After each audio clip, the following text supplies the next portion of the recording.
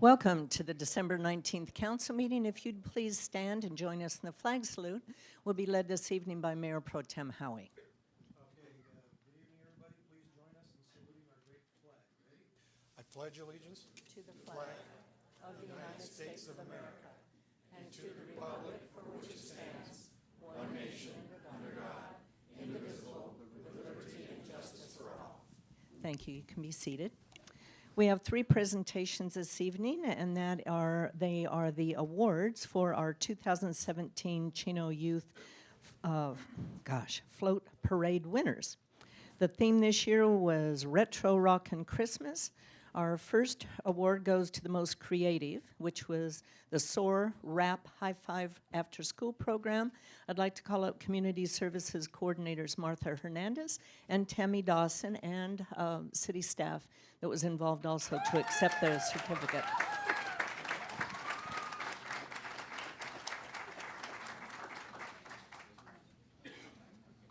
Good heavens. You have some cheerleaders here.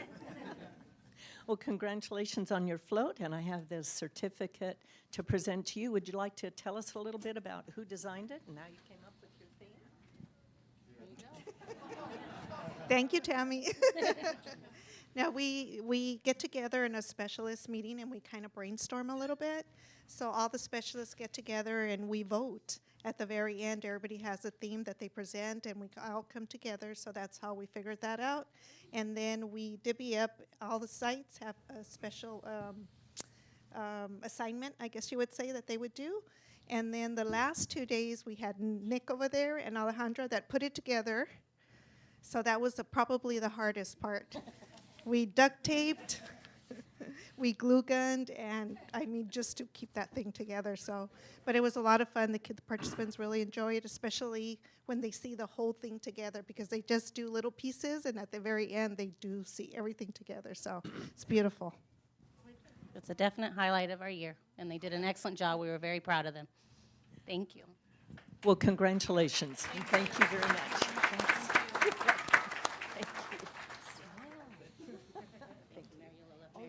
Merry Christmas to you, too. Merry Christmas. Merry Christmas. Okay, our next one is Most Chino Spirit, which was the Girl Scouts of Greater Los Angeles, Chino Service Unit 405. I'd like to call up Teresa Brown and the Girl Scouts that are here with her. We even had to open the whole back wall. Okay, let's all line up in front.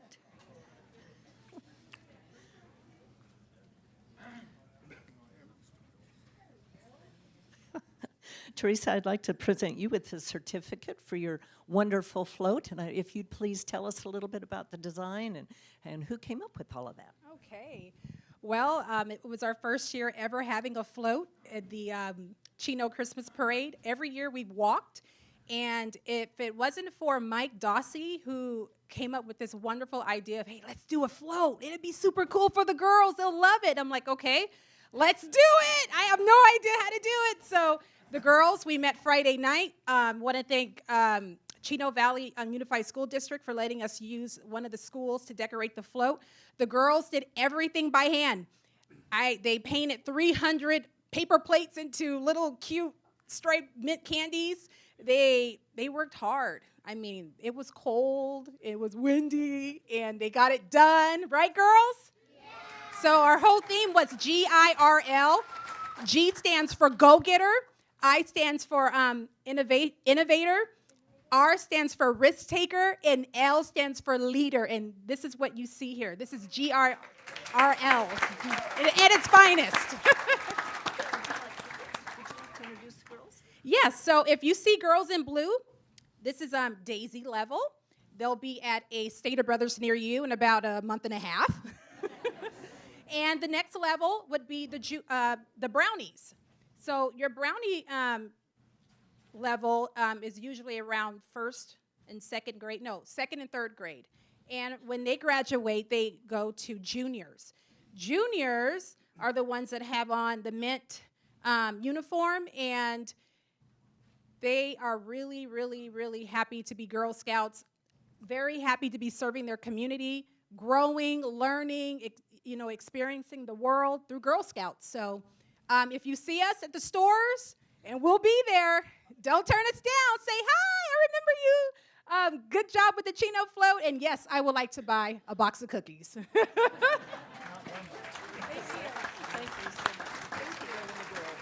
Thank you, girls.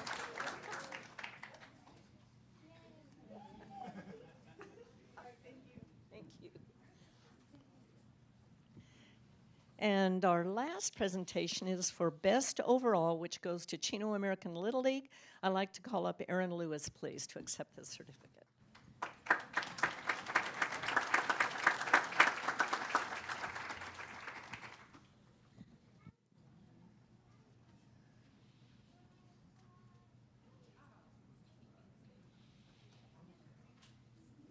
Have to wait for the gaggle of girls to go out.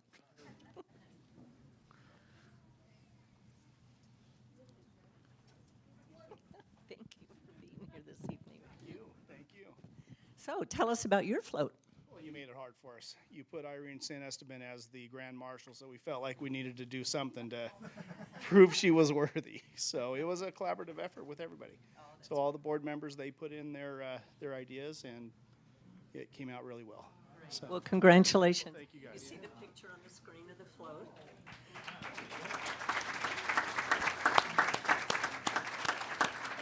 It was a wonderful effort, and of course, Irene was our Grand Marshal. Very, very well deserved. Wonderful lady who's done a lot for American. Yes, she has, and the league wouldn't be where it is if it wasn't for her. She really helped out financially, organizationally, just an absolutely fantastic lady. But it takes a whole group of people to build a great team like you guys have. So congratulations. There's your certificate, and we look forward to what you come up with next year. Yeah. Let's keep our fingers crossed. Thank you.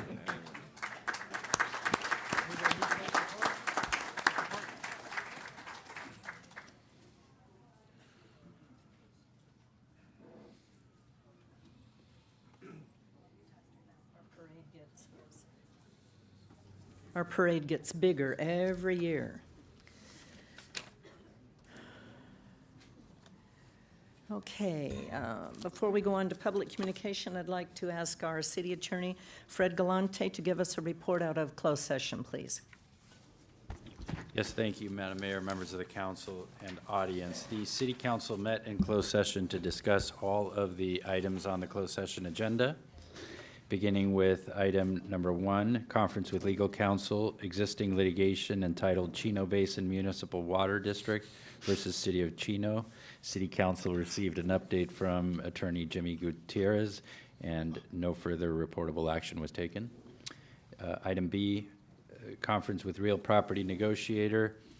The discussion was on the APN numbers, the parcels listed on the agenda, with the negotiating party being Matt Evans of Brewer Trust. City council provided direction to the city manager on those negotiations. No further reportable action was taken. On item C, the city council discussed the conference with legal counsel, existing litigation matter entitled FII LLC DBA Frontier Communities versus City of Chino. By motion of Councilmember George, seconded by Mayor Pro Tem Howie, carried 4-0 with Councilmember Elrod being absent.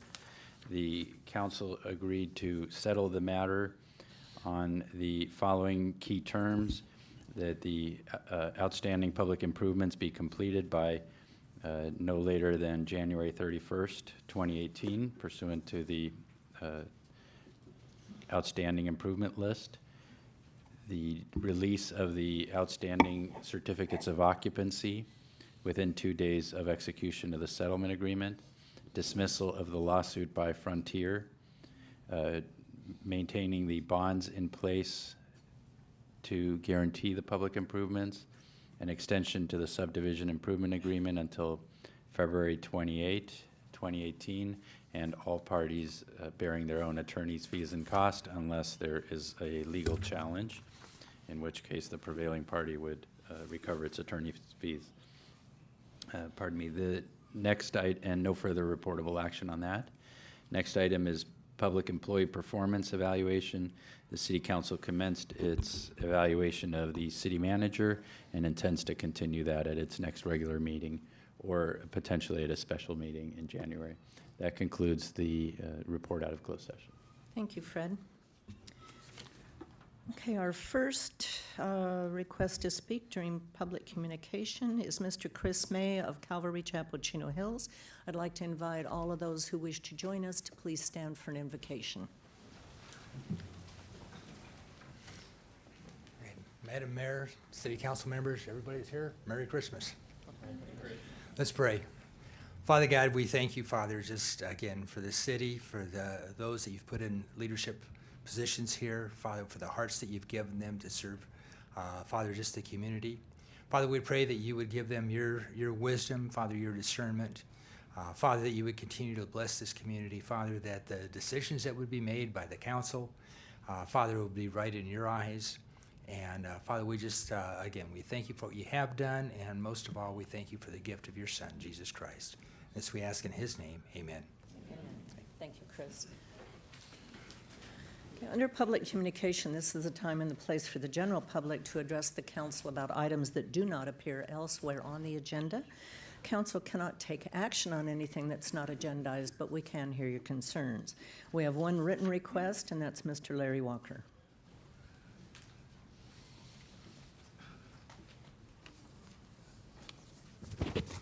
Thank you, Madam Mayor, members of the council. I'm slightly nervous. This is one of the more difficult assignments I've carried out in front of this council, more for that matter behind the dais on that side of it.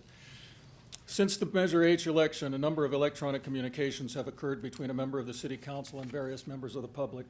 One member of the public filed a Public Records Act request asking for copies of certain communications that are public record under the Brown Act. I will summarize those communications for you. If I'm under a time limit, I'm going to have to excerpt those communications. You may want to feel like you've heard the whole thing. It's up to you. Okay, you do have 5 minutes total. Okay. So on August 30th of this year, the following text exchange took place between a City Council member and a member of the community. Council member leads off. Just to let you know, Eunice is completely against the planned development. She wants 1 to 2 acre lots, well over $1 million for a lot. Eunice will cause a lot of problems. The council members like the plan. Eunice is outnumbered 4 to 1. That's a reference to the item that's on the agenda tonight. 12:15 p.m., the community member responds. Are you saying that the council wants the zoning changed from R2 to a 4.5 and totally ignoring the general plan of R2? Council member. I'm saying the council believes the plan is very good. Eunice wants larger lots for horses. Community member. Oh, okay, this is the Francis Estates we talked about on Francis and Yorba. Council member, yes. Council member, I support the plan. Community member, okay, so all 4 council members agree to it? Thanks. Council member, they all like it. The next day, the following text exchange took place between the same 2 people. The council member started it off at 6:55 in the morning. The plan will move forward. Community member, okay. Community member, anything on the one on Francis and Telephone? Council member, right. When we develop it, it will be a model. Community member, so the Kramer property has the same 4 to 1 with Eunice wanting her horse property only again? Council member, right. People don't want horses and the cost would be extremely high. Community member, wow, both in your district. Good luck. Now on a slightly different subject, on September 13th, the following text exchange took place. Community member, a different community member. Was just curious how you know it will be 4-1 vote against the mayor's plan for a building moratorium. Council member, I have spoken to all councilmen. On November 17th, one of these two community members filed a Public Records Act request asking for copies of, quote, the council members, that's in brackets, I'm not using names tonight, text messages to and from anyone regarding the Chino Francis Estates and Francis Crossings developments for the last 12 months. On November 27th, the council member who was the subject of that Public Records Act signed a document that included the following statements. I have reviewed my personal devices, including but not limited to text messages, that upon conclusion of my search, no responsive records described in the request exist. Well, I just read you two documents issued by that council member that meet the definition in that request. And that document concluded by saying, I declare under penalty of perjury under the laws of the state of California that the foregoing is true and correct. Ladies and gentlemen, we have a problem tonight.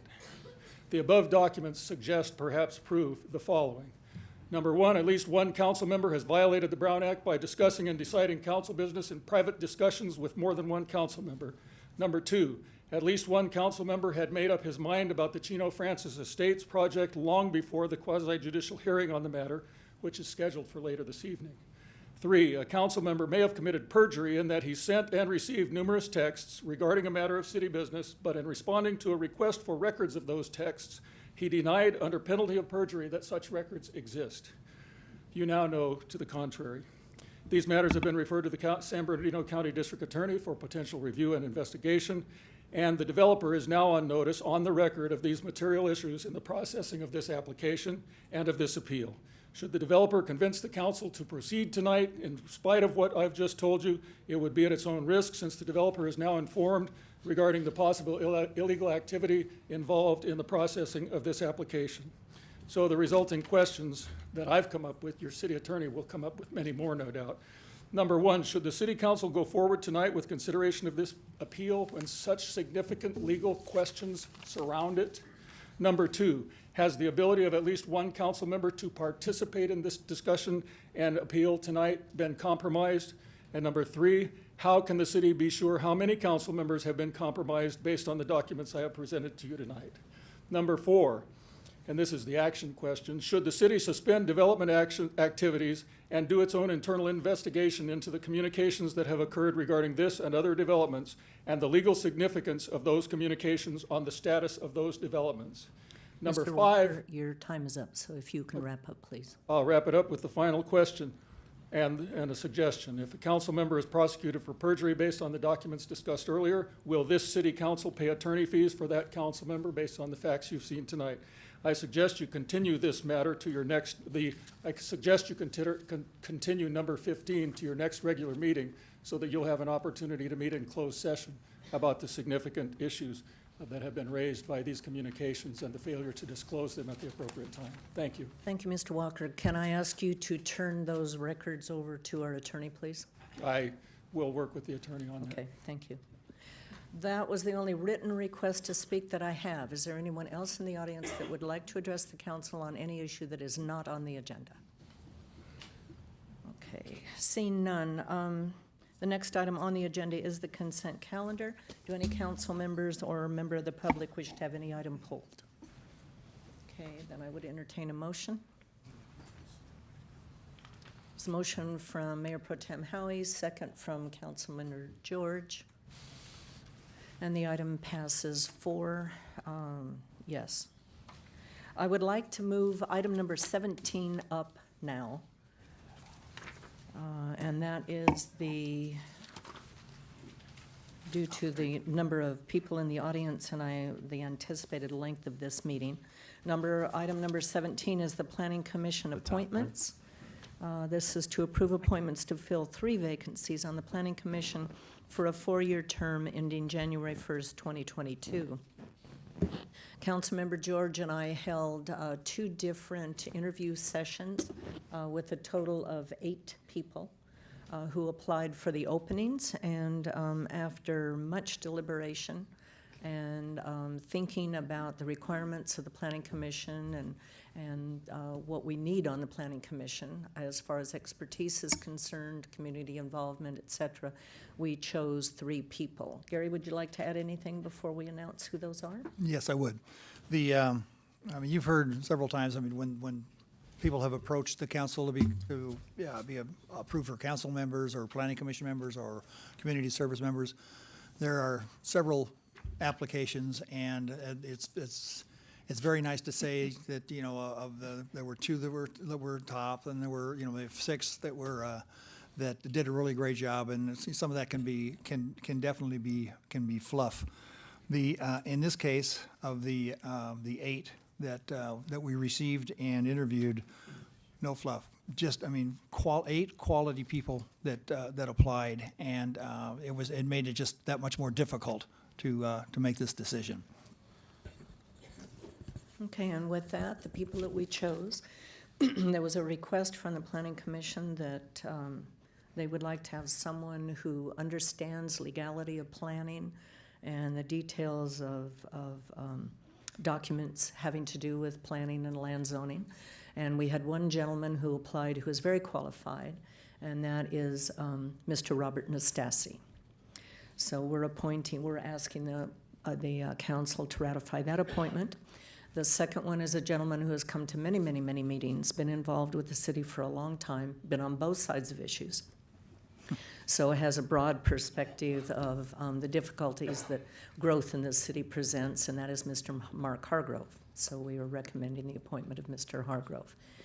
The third appointment, oh, good Lord. I just drew a blank. Hang on a second, let me give you the. The third appointment is a gentleman who also has been involved in the community for quite some time, has worked very, very closely with our police department in organizing a very important group, and that is Mr. Jody Moore. And Jody has been invaluable in working with our PD on many, many items and has, again, a new perspective on our community. So those 3 gentlemen will be invited to the January meeting to be sworn in. So I'd like to thank all the rest of the applicants that did apply. Yes, sir. Do you want to swear them in tonight? Okay. Are the 3 gentlemen present this evening? We also, if I may, Madam Mayor, we need a Yes, vote sir. on the nomination. Oh, sorry about that. A little rattled after the public presentation. Is there a motion in favor of appointing these 3 gentlemen? Actually, as the mayor, you make the nominations, and it's just voted upon. Okay, So you've done the first part. It would just require a roll call. okay. Then please cast your vote if you're in favor of appointing the 3 gentlemen mentioned. Angela, you have to change the screen. Or Gary, go ahead and second it. Okay. Okay, and the item passes 4 yes. Okay, Mr. Nastasi, Mr. Moore, Mr. Hargrove, are you present? Okay, Angela, do you do the swearing in?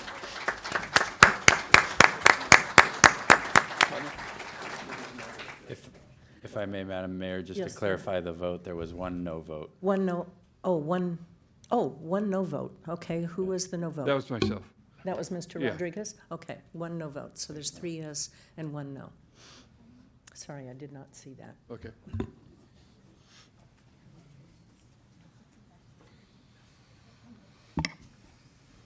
raise your right hand and repeat after me.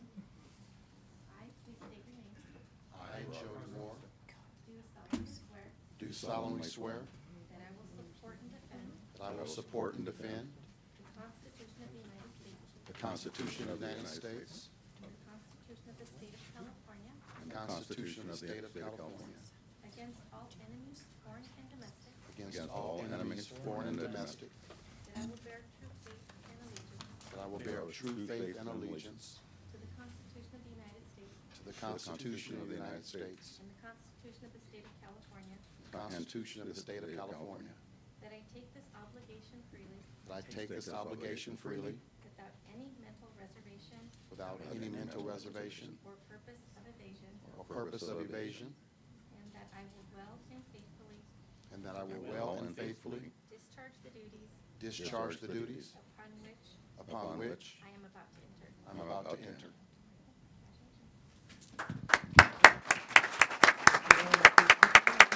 Yes. Gentlemen, would you like to say a word to the public? Come up to the, or Ari can give you the microphone. Thank you, Mayor, Councilman. I've had so many years in planning and was selected because of that experience. This is the first time I've had an opportunity to serve the city after living here over 38 years, and I look forward to the opportunity of supporting the citizens and the continuance of a great community. Thank you. Madam Mayor, City Council, great citizens of this city, I am honored and privileged to be able to serve the city and to serve the efforts and the vision of the City Council, the city plan, but also to support the citizens of this great city as we move forward and advance. I'm very grateful, I'm very humble, and I'm looking forward to doing great work for this great city. Thank you. Madam Mayor, Council, and residents, thank you. Thank you for your confidence. I will not let you down. I will do my best to diligently make sure that those plans are scoured through and the residents achieve what our goal in the City of Chino is. And I too, like said before me, am humbled and grateful for the opportunity. Thank you very much. Thank you, gentlemen. And again, I want to thank the rest of the people that applied. Thank you. We had some great applicants. Thank you. And I encourage you to stay involved in our community. Okay, with that, we will move on to public hearings.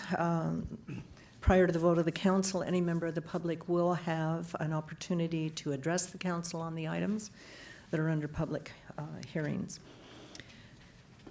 The council requests, but it's not required that you state your name and address prior to making any remarks. Our first item is item number 13, development impact fees. Our staff report this evening.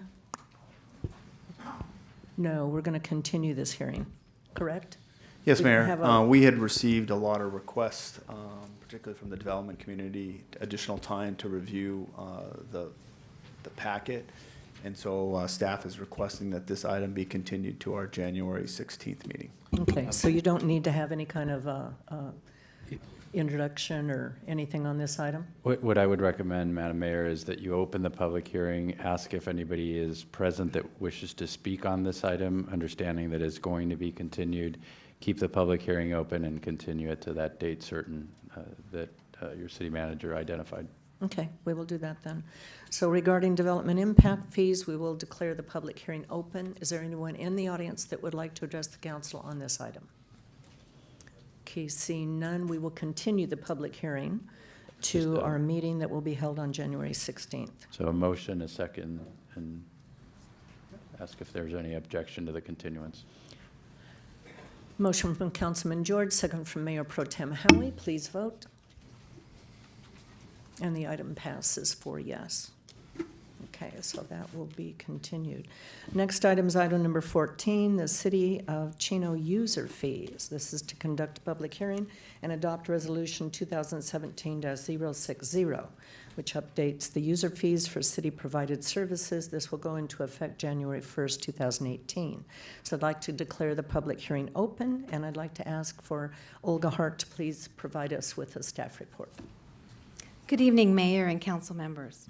Tonight I bring before you the annual review of city user fees for the 2018 calendar year. These fees are designed to recover costs of providing city services. Staff utilizes the fiscal year 2017-18 adopted budget to establish the city's user fees. As in past years, some of these fees increase and decrease. These changes occur with the reallocation of individuals performing the functions associated with that user fee and the time in performing that task. Staff annually evaluates the city's actual cost of performing the service provided, which causes the fee to increase and/or decrease from year to year. The overall impact being recommended this year is an increase of 1.16%, not including new and restructured fees. Many of the user fees collected by the Building Division, Community Development, and Public Works Department are based on building valuations and project cost estimates. These fees help to offset the city's cost incurred by plan checking, inspection fees, and subsequently development impact fees. Staff performed an analysis of the overall impact of the proposed fee changes and is recommending the Community Development Building Division to begin using the recent August 2017 edition of the California Building Valuation Table to calculate building fees, along with the Public Works Department to continue using the 2014 engineering cost estimates.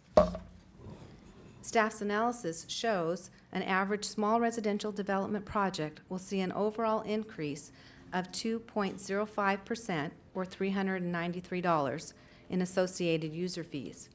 And an average medium industrial development project will see an increase of 1.83% or $578. Under our municipal ordinance, many programs offered by the Community Services Department have historically been subsidized by council's direction in an effort to encourage participation in these programs. The Community Services fee schedule, including subsidy levels, was approved by the Community Services Commission on November 27th of 2017. Detailed schedules of all user fees are included in the staff report for your review. It is staff's recommendation that you conduct a public hearing and adopt Resolution 2017-060. That concludes my report, and I would be happy to answer any questions you may have. Thank you, Olga. Any council members have questions of staff? Okay, Mr. George? Do any of these fees impact like a local citizen challenging any of these issues? Yes, if you were to take a look at the agenda packet on page 709 out of 1,236 pages. Anyway, you'll see a schedule there, and in that resolution, it highlights appeals fees. And so an appeal of an administrative decision to the Planning Commission, the applicant would pay $3,899. The change is for a resident. Currently, the appeal fee is $0, and we're recommending that we recover a portion of that cost, and so that fee is $280. So our cost is the 3,000 or whatever, and Yeah, so on that chart, currently a resident, if they appeal a decision of a staff or the Planning Commission, they will pay 5 to 10% of the original application fees. In other words, the city will be subsidizing 95 to 90% of that cost. That was an additional fee that was added, and that was just simply a cost.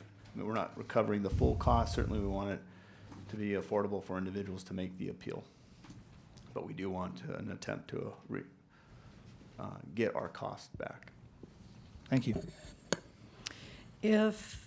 Quick question along those lines. If there is a hardship for a resident who wants to appeal and cannot afford it, is there any kind of vehicle for them to use to appeal the appeal fee?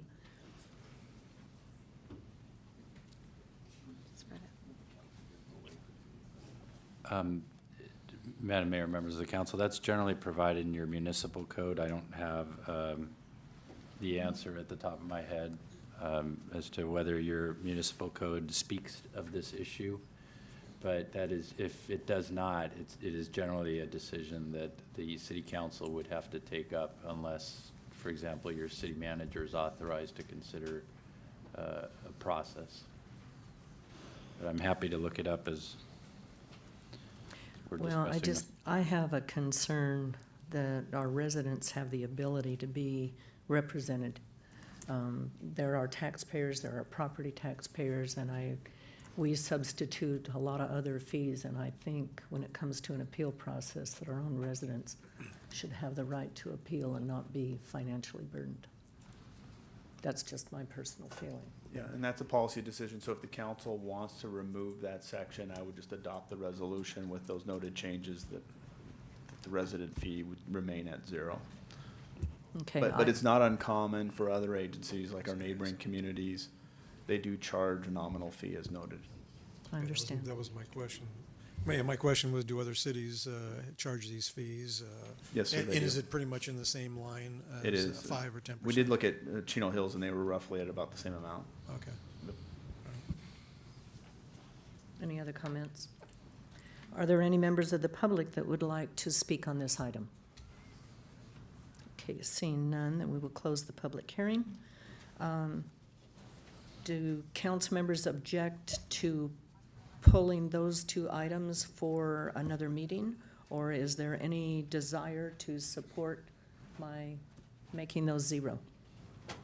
That's fine. Okay. I think we should make it 0. I don't think the burden should be, if they're challenging, something they feel is unjust, that they get nailed for it. Okay. Then is that a motion to support the item and change those 2, S0 2000 and S0 2010 to 0?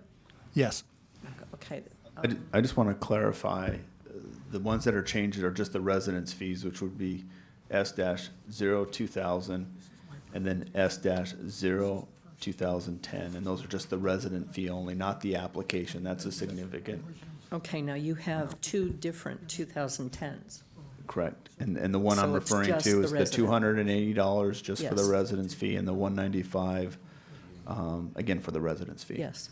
So that's Reduce those to 0. Understood. That's 2. Yes, those 2. Okay, so Mr. George, would you like to, you've made the motion. Angela, do you want to change the screen, please? Push the button. Okay, is there a second?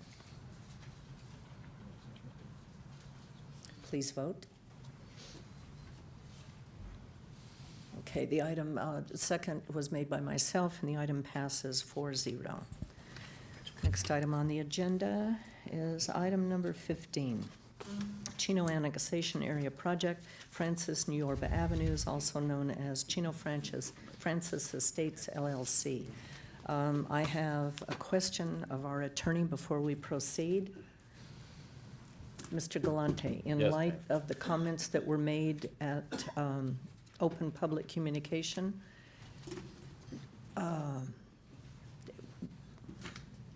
What I would say, Madam Mayor, is that in light of those comments, I would just advise the council, as is normally the case, that any decision should be made after the consideration of all the testimony, and that you do not prejudge, one council member does not prejudge the item until you hear all the testimony.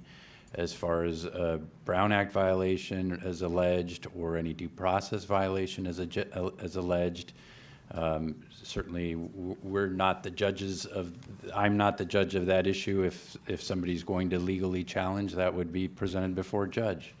So the council can certainly consider that and continue it, but generally in response to those type of allegations, the public hearing proceeds, and if any member of the public wishes to bring legal challenges based on the allegations brought forward, that is the prerogative of any particular individual or a group of individuals. But it is nearly impossible to make a determination on the validity of those allegations as we sit here today. So I would just provide the same admonishment that I have provided in the past, that we keep an open mind, and the council just consider all the testimony and make a decision after the fact. so, okay, then if there is any follow-up, then you will be advising us of any action that the city needs to take with regard to what was stated under public communications. Certainly, yeah. Okay, then I will open the public hearing and ask for a staff report by our Director of Community Development, Mr. Nick Ligori. Thank you, Mayor and council members. The project before the council tonight is a request for action on 4 items: an annexation, a pre-zone, a general plan amendment, and an appeal of the denial of a tentative tract map site approval and special conditional use permit. Chino Francis Estates, the applicant, is requesting approval of these items to enable development of a 43-lot residential subdivision at a density of 3.6 units per acre on land that is currently outside the city boundary, but within Chino's sphere of influence. And City Clerk, if you could bring up that first slide, please.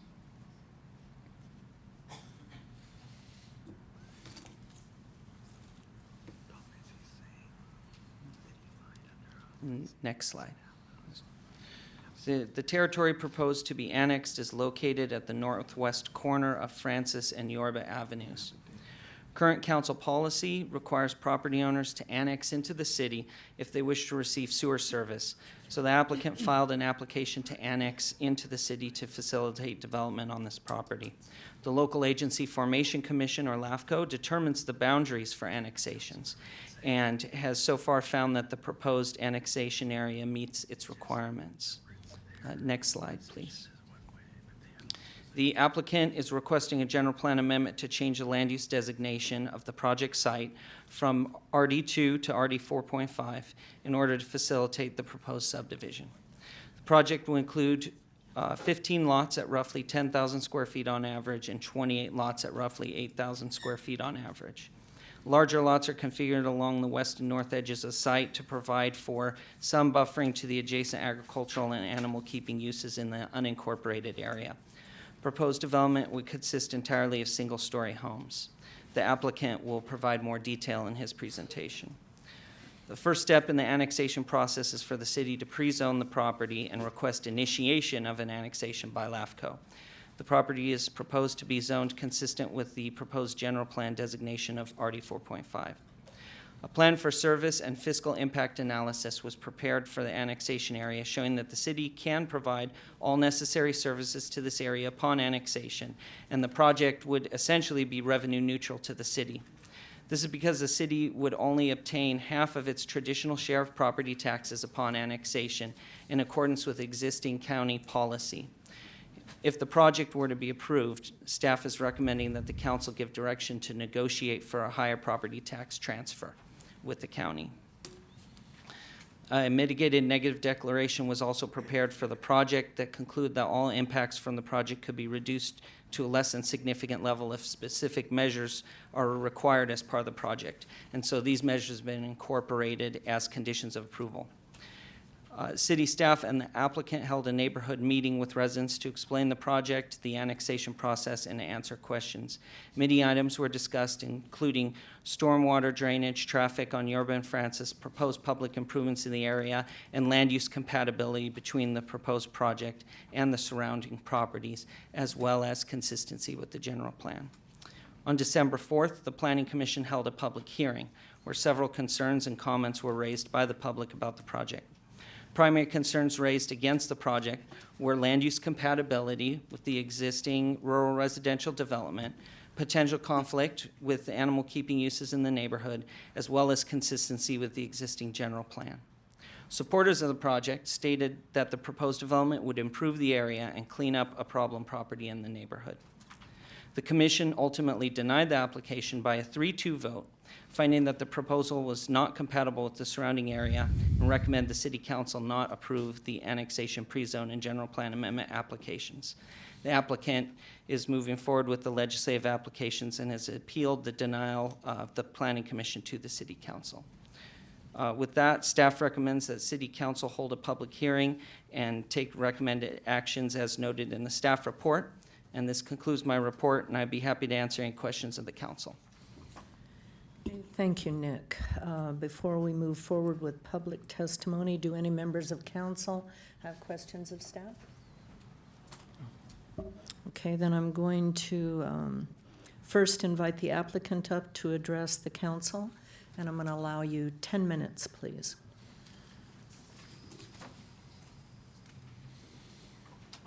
Madam Mayor, Councilman. Thank you for taking our project under consideration this evening.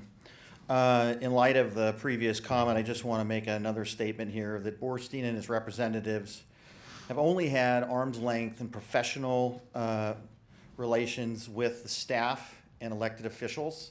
There's no special relationship at all with anybody. We're a very upfront organization. All the members of staff and elected officials that we've discussed this project with have always taken the Chino community as a whole first in mind and always offered constructive criticism and comments to our project. We wish to move forward with this project despite the continued bullying, misinformation, and threats from certain members of your community. With that, I'd like to focus on the facts tonight and be respectful. So our project has been in the marketplace or in the area for about 12 months working with the community. And we've had a lot of community outreach. We've met with hundreds of residents and community members. We've had 5 community meetings. We've walked neighborhoods. We've had key organizational meetings with the chamber. We've actually even had meetings, open meetings with the chamber. We've met with the local schools. We've got a large surrounding neighborhood support. And we've been working kind of as a hallmark to our way of doing business. We've been working with local businesses and trades. I want to thank all of our supporters that have come out tonight and the neighbors that are surrounding our project. I also want to state that we appreciate all of the open dialogue, and we've been listening, and all of the dialogue on either side of the thought process here has added to this project and made it a better project. Some of the refinements that we've made to this project based on this input include 100% single-story homes, reducing the density to 43 lots. We've increased the elevational styles. We have 12 elevational styles, multiple color schemes, upgrade facades, giving it a much more custom feel. Public streets parking was brought up during our project. We got public streets out there. We're parking 5.8 spaces per home where only 3 are required. We've widened the landscape entries. We've enhanced the perimeter landscaping. We've added landscape buffers. We've also eliminated a drainage line that was along the northern boundary that was an issue that was brought up by a local citizen. We kept making changes. We just kept listening. And that actually came up at the very last month of our project. We've revised the park design for safety concerns. We've added disclosures to both the CC&Rs and to our sales documents regarding agricultural uses in the area in perpetuity, and we've eliminated vehicular access to Yorba Avenue. This gives you an idea of where our support comes from. We've got 70 letters of support in the file for you tonight. We have 440 likes on Facebook, and we have support from our surrounding neighbors. And many other supporters that couldn't come out tonight or chose not to write letters for various reasons. I mean, one person, for example, is deathly sick, and he lives directly across the street, and very strong support of the project. Just briefly, just to follow up on what Nick said, the project is 43 single-story homes, ranch-style homes on 13.46 gross acres. We have 4 floor plans and 12 elevational styles. This is going to feel custom. And because of the type of policies that we're following with the city, we've enhanced the architecture dramatically. Home sizes range from 2,820 square feet to 3,590 square feet. The lot sizes range from 8,000 square feet to 16,200 square feet, with an average lot size of 9,060. Our average backyards are 27 feet. And that doesn't include the outdoor rooms. So you don't put the way the homes are designed, you're not putting a patio over the top of that area. The patios are actually recessed into the home. So effectively, your backyards are substantially deeper. We have an HOA maintained park with recreational amenities, and again, 255 parking spaces, where only 129 are required. So how do we fit into Chino? What happened here? There we go. How do we fit into Chino? They're all single-story homes. We've designed them at a price point for middle-class Chino families, empty nesters, and multi-generational families. Again, larger backyards, as you can see in this slide. If you include the outdoor rooms on the top slide, you effectively have a rear yard of 41 feet deep. On the lower one, if you include the California room, you effectively have a depth of 36.5 feet in the rear yard. Plenty of room for a pool, doing a very nice, entertaining kind of situation. The homes have been designed using historical architecture. The density is at 3.6 units per acre. Keep in mind, that's 80% lower density than, or, I mean, it's lower density than 80% of the zoning in your city. New corner park to enhance landscape parkways and beautify the neighborhood. Public streets to provide a safe place to walk and provide, but the proposed annexation is just for the area only. Okay, we're not annexing any other property other than this particular property. Let me jump through this. I'll try to make this fast because I'm running out of time here. So infrastructure was a big issue when we're coming up with this lot size. We have a substantial amount of infrastructure in this project, $1.3 million in undergrounding and relocations alone, not to mention resurfacing and widening roads. So what that does is it prevents you from doing large lots because you can't amortize those costs across fewer lots. What we've come up with, though, is something that's more affordable for the middle-class families of Chino. Offers entertaining-sized backyards. It's not going to break your bank account to install your landscaping or maintain it over time. Reasonable-sized homes. And by contrast, 20,000 square foot lots, if we had to do that, which we won't because it doesn't make any financial sense, would be basically probably two-story homes. They'd be much larger, have much more bedrooms.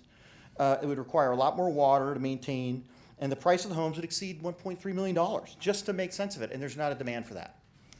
The market demand for this project is basically middle-class Chino families, multi-generational families, and empty nesters, which there's a huge shortage of in this area. This is a very, very rare project that's being put before you tonight. Sustainability, another important part of this project. This project's far more sustainable than most of the projects within your city today. Smart home technology, energy-saving homes with solar-ready, high-efficiency design, drought-tolerant landscaping. Economic stimulation. We're creating jobs. We're generating an estimated $2.7 million in annual retail sales will be coming out of our future residents. Now, 2.1 million of that is expected to stay within the city, and then there's kind of a multiplier effect on top of that. So if somebody goes to Home Depot, or not Home Depot, if somebody goes to a local hardware store, the owner of that hardware store then recirculates that money.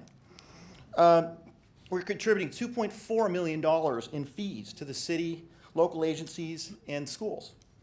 The project is expected to bring about $14.3 million in project costs.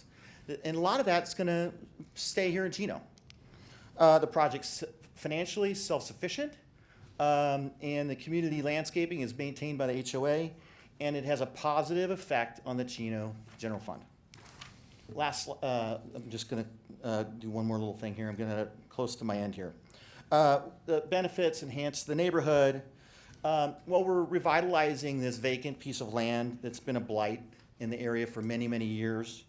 And we're removing a crime element that's in the area, and everybody here who lives in the area knows that. We're undergrounding and relocating power lines along Francis. Got it. Thank you.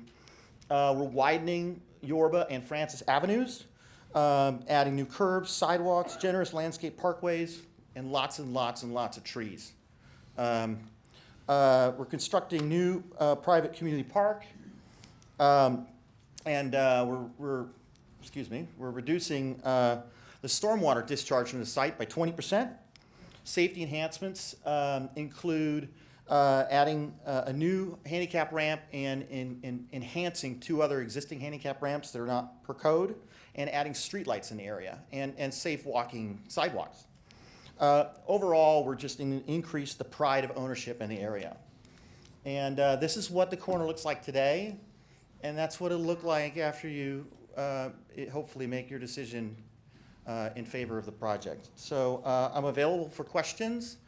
I greatly appreciate your time this evening, and I understand it's always a tough decision to be there at the dais. Thank you. Okay, the next step will be inviting the public to speak on this item. We have 23 requests to speak this evening. We normally give 5 minutes per speaker. I'm requesting that you limit your comments to 3 minutes because of so many people here. I'm also asking that you please not repeat what someone else has already said.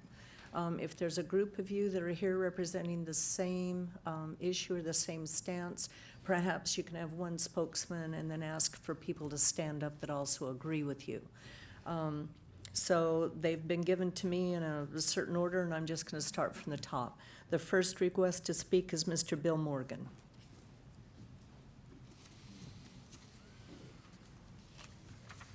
I'm Bill Morgan, 3967 Francis Avenue. Lived in the area for 40 years, and I'm speaking for myself.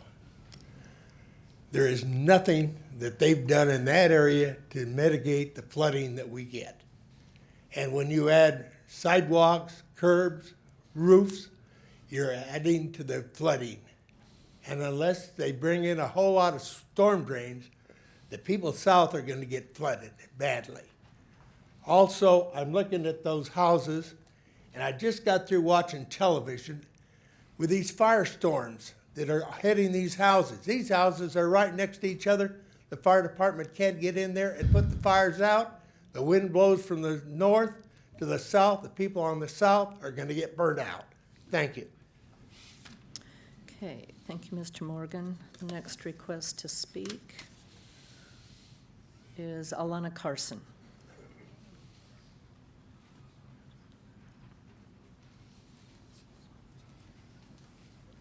Good evening, Council, Mayor Ulloa. Before I begin, I'd like to invite anyone in the gallery who agrees with me on the points I'm about to make to stand in support. As I said at the Planning Commission meeting last week, let me make it perfectly clear from the beginning. I think most of us would support any development and any project within the city of Chino, incorporated or un, as long as it conformed to the general plan and was consistent in size and style to the immediate neighborhood. That said, I will oppose down to my very last breath any developer's project or city council member that traditionally refuses to consider the majority opinions of Chino residents in supporting the general plan and who fails to conform to that city's plan. Let me urge you to take a long and serious look at the statistics from the Measure H vote in July. This overwhelming defeat was not a simple vote in opposition to higher density zoning. It was a caution flag placed before the city council members. There's a growing tide of dissatisfaction not only with the manner in which the developments have been addressed in the city of Chino, but with the abject and constant refusal of 4 out of 5 council members to take seriously the comments of the citizens of Chino and weigh them against their own personal opinions. The city councilmen have demonstrated without exception a constant, unwavering support to developers over the wishes and needs of the council's constituents. Developers did not vote you into those seats you occupy. The people who live in this city did. They trusted your pre-election representations that you would listen to the voice of the majority of the residents and act to protect their interests. Sadly, judging from your past performance, that was anything but the truth. I and several others emailed council members asking to have this appeal hearing rescheduled to the January City Council meeting. Setting this appeal so quickly after the Planning Commission meeting, where the Commission recommended that City Council reject the proposed development, gives a clear and prejudiced advantage to the developer by having the hearing during the holidays when so many residents are involved in holiday preparations and travels, school holiday events, and school finals. The Council's refusal to consider rescheduling the appeal hearing is a clear demonstration of its preferential treatment of the developer over the wishes and needs of the Chino residents. There is no greater travesty than violation of the public trust. Traditional political history proves this to be true. We all know circumstances change when you're elected to a government body and begin to address the complexities of that duty. But by virtue of that election, you have been charged with protecting the interests of the citizens, not of the developers. That premise does not change. You can slice the Chino Francis project any way you like, but the bottom line is still this. The houses are too large, the lots are too small. They're too close together to offer decent defense in case of fire. By virtue of this proposed development doubling the existing zoning, the project does not conform to the mandates of the general plan. The message is simple. The general plan must prevail. Its loopholes and those in Measure M must be closed, and the city councilmen must be held up to serious scrutiny, publicly castigated for their legendary failings on the issue of zoning, and either compelled to heed and take seriously the wishes of the residents of Chino who support the general plan, or a new sitting body must be put in place as expeditiously as possible. Ms. Carlson, I ask you to wrap up, please. That's it. Okay, thank you very much. Thank you.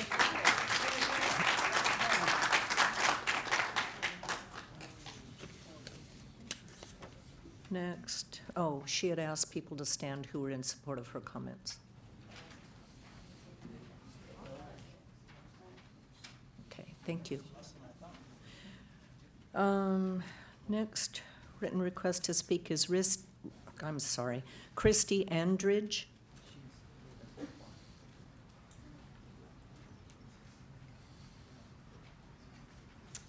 Good evening, Mayor and council members. My name is Christy Andridge. I have lived in Chino since 1983, I believe. I live adjacent to the Chino Francis Estate project. I have lived in that home for since 1988. So I have raised my kids here in our development. Watching those Girl Scouts come in today brought back some memories from when my children were in Girl Scouts, when my kids played ASO.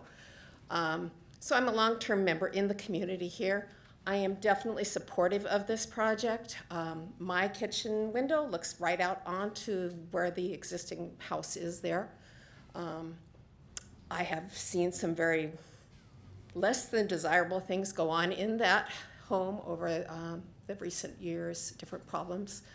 I know there's a big need for single-story homes because I myself have kind of like to shop the model home thing. That's kind of my weekend exercise. I know that myself would prefer a single-story home, and I know that when you go to look at models, it's lucky if you have one single story. So bringing new single-story homes to our neighborhood would be great. And it would just be nice to have that park over there, families, young families coming in.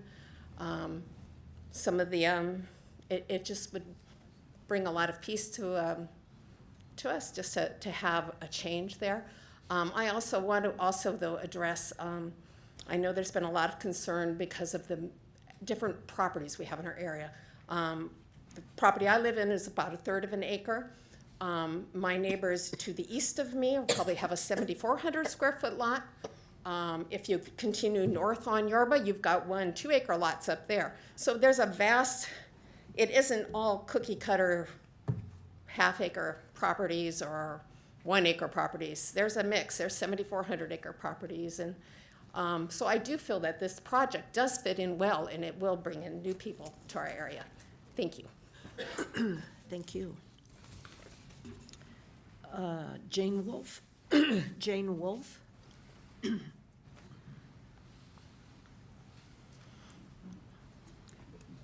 Good evening, Mayor and City Council and all the rest of the audience members.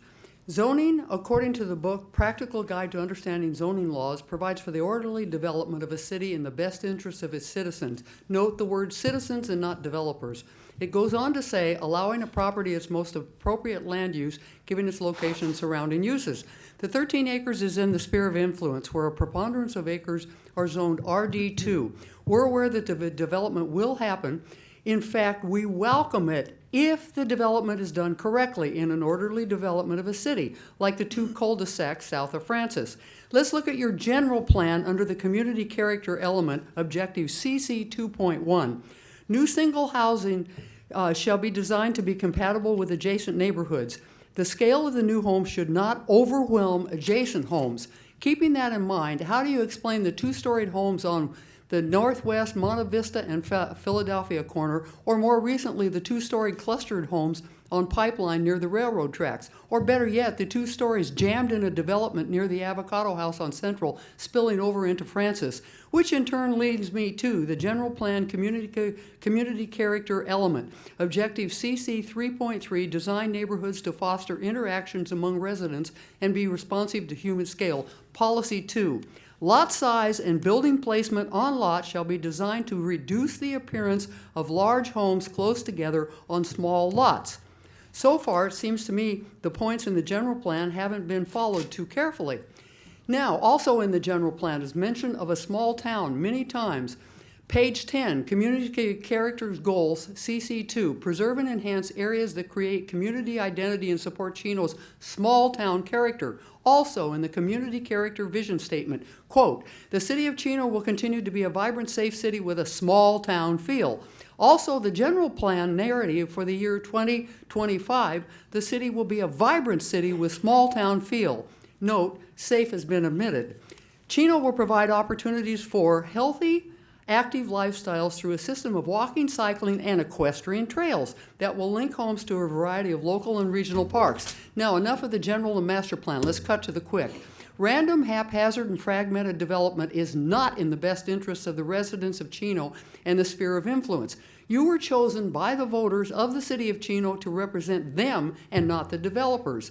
There is no mention in the master or general plan that developers must make a profit on any purchase they choose to undertake. It does, however, mention that the Planning Commission will be involved in the process, which you seem to ignore their recommendations anyway. So, fragmented bits and pieces development like Roland Heights in Orange County, or you can choose an orderly development in the best interest of our citizens. What's the possibility of getting an addendum on Measure M to include to ensure the quality of residential environment and the quality of life in the city of Chino and its sphere of influence? Or at least send us a well-developed, well-thought-out survey questionnaire about our vision of development. We could call it Envision Chino and its sphere of influence 2025, just Jane, like you- it sent out before. The Can you city please- council needs to Jane, think. Can you please wrap up? Oh, I will. Okay, City Council needs to think in terms of the community character when considering development, and to refresh your memories, 85% of the voters of Chino do not want high-density development. That's 4 out of 5 people. And my recommendation is donate it for a park. Thank you. Thank you, Jane.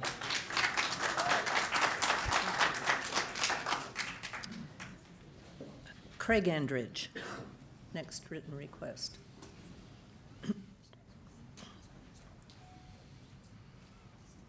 Mayor, council, I'm a neighbor right across the street from this development. We have 20 homes just directly south. Majority of those homes that have spoken are for this development. We're in a, I shouldn't say a dead area, but it needs growth. We need kids to continue going to the schools, to continue development financially within the city, for markets, for shopping centers, for restaurants in the area.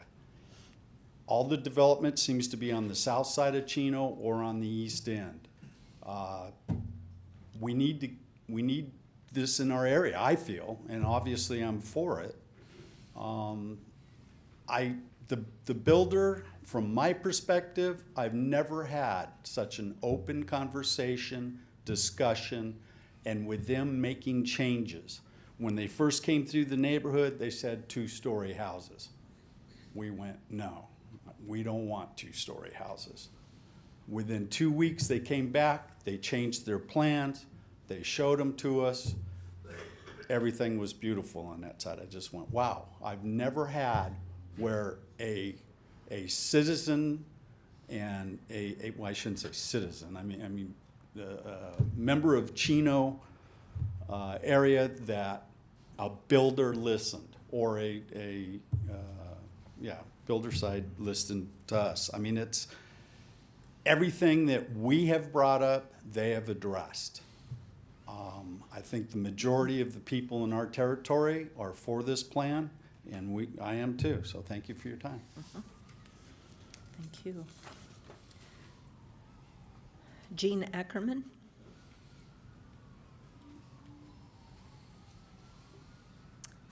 Hi, I am absolutely in support of this project, and the first thing I want to say is that I also live directly across from this project.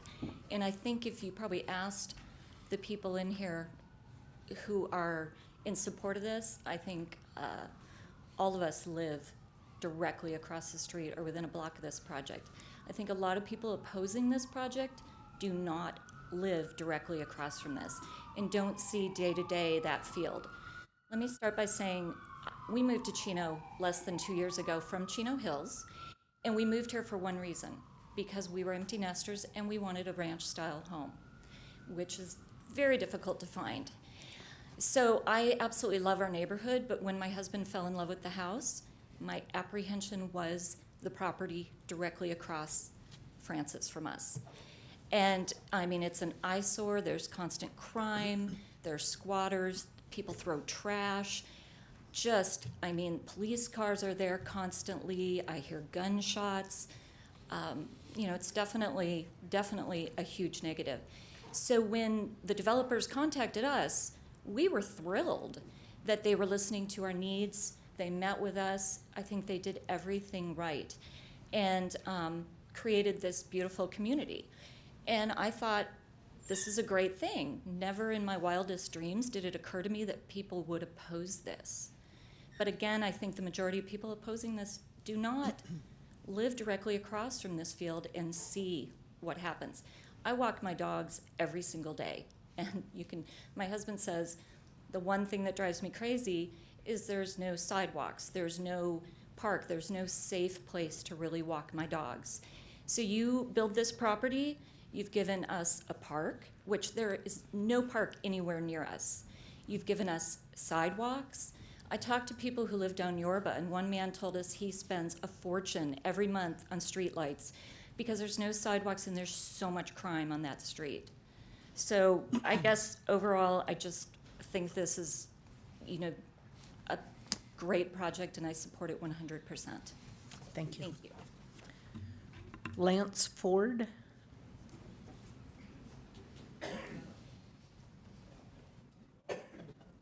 Hi, my name's Lance Ford. I also live on Lakazi. It's directly across from the new project, and I fully support it. I think what they're asking to do is reasonable, and that's it. Thank you. Thank you. Vincent Otis? Vincent Otis? Can I have the folks that are supportive of this project? Mayor, Madam Mayor, City Council members, I am where the rubber meets the road. I live directly across the street from this project and have lived in Chino for over 30 years. I've lived in the home that I live in currently, Mayor, now for over 20 years. And I love this community. I've been actively involved in youth sports here, and Chino is my home. I moved here because I love the feel that Chino gives me. The Brewer Project was the worst of the development that you could get. The pendulum and high-density housing was something that I was totally against. Mayor, I know that it was almost in your backyard, so I know you got personally actively involved. Although there's been some projects that you've been on before here that, like the Avocado House, aren't very pleasing and really don't meet the community desires that I'd like to see here. So when this builder approached us on this project, I said, you know, show us what you have. As Craig stated, they came with a proposal for some two-story homes there. One of the streets was going to open up into one of this really nice ladies right into her window. And the builders, Bornstein, went back and accommodated it and changed that. The desire to make this community one that I can walk my dogs in, that I can hear kids play in, to have the park is something that I really desire and that I've missed. You know, Chino's now termed, there's a north and a south Chino, and the north part of Chino, we really miss this kind of community. We really look forward to having it. The infrastructure improvements, The county, of which Larry Walker was a part of, has made no improvements up there. The area is in blight, the streets are in poor condition, and the drainage starts on county land. And by the way, the 2 streets that we currently live on was once county, and it was annexed into the city. Yeah, we may have a little more land there, but the idea of 43 homes over there with all of the improvement make me feel like we're moving forward. I love Chino. I'd like to be able to recommend to some of the younger families that I know that, hey, there's going to be a new project here. You might want to look into it. When I bought my homes many years ago, I didn't think I could afford it, but I was able to purchase it. And I want to see that kind of community continue. And this is what this project brings to the neighborhood. I love Chino. I support what you guys are trying to do. I hate the backlash and all of the negative comments that are being made by folks on social media that really don't amount to much. I'm not a social media person, but I'm very disappointed in some of the stuff that I'm hearing. So thank you very much for the time. Thank you. This simply says MD.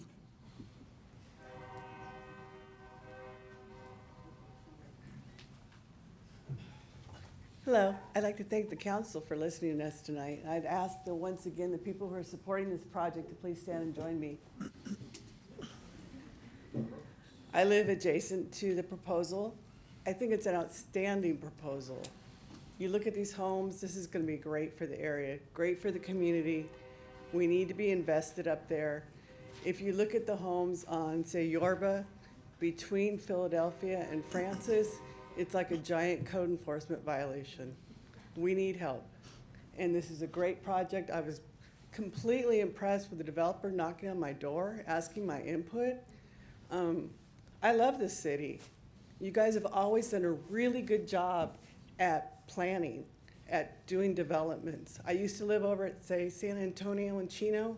You guys put in a great, great area over there. We were building around dairies. Outstanding job. This is not high density at all. I think it's plenty of room. Thank you for your time.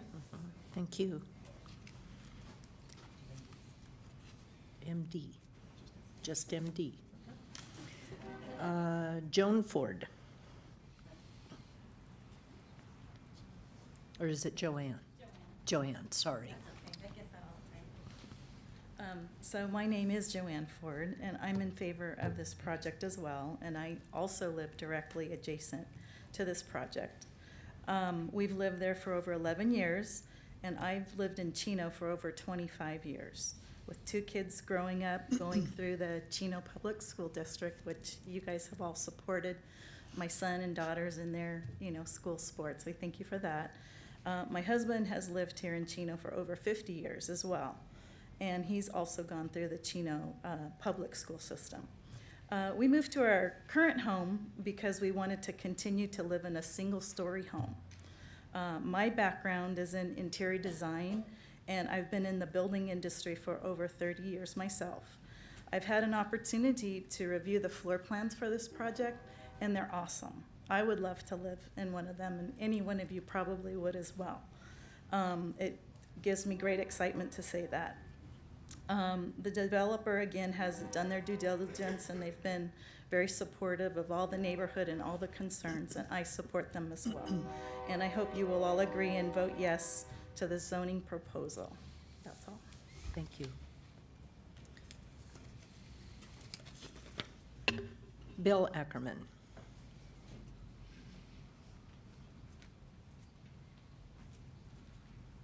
Good evening, Council. I am 100% in favor of the new community.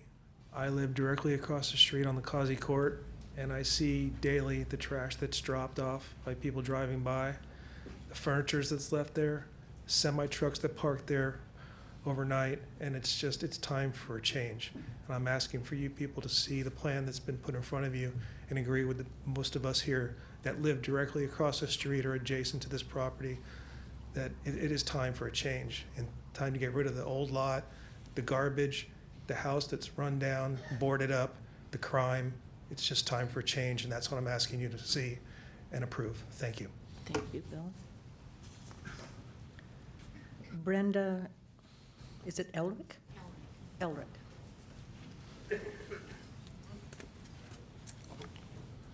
Good evening, Mayor, Councilman. I am adjacent to the property. I am on Lacasi Court there. I'm in favor of this beautiful development that the developers have done. When we first moved here to Chino 28 years ago, my husband and I, we constantly were looking for a ranch-style home. There was none available at the time. We just kept looking. I had 9 months. I was packed up and ready to go, trying to look for a house in the community, and there wasn't one. And finally, the Lord led us to the one on Lacasi Court, and we love it absolutely. Our kids went here in the community schools, and we're for this, for the property that's coming in, and I hope and pray that you vote yes for it. Thank you very much for your time. Merry Christmas. Merry Christmas to you. You see, I wore my ugly Christmas. Hey, they're just chicken. Eric Elric.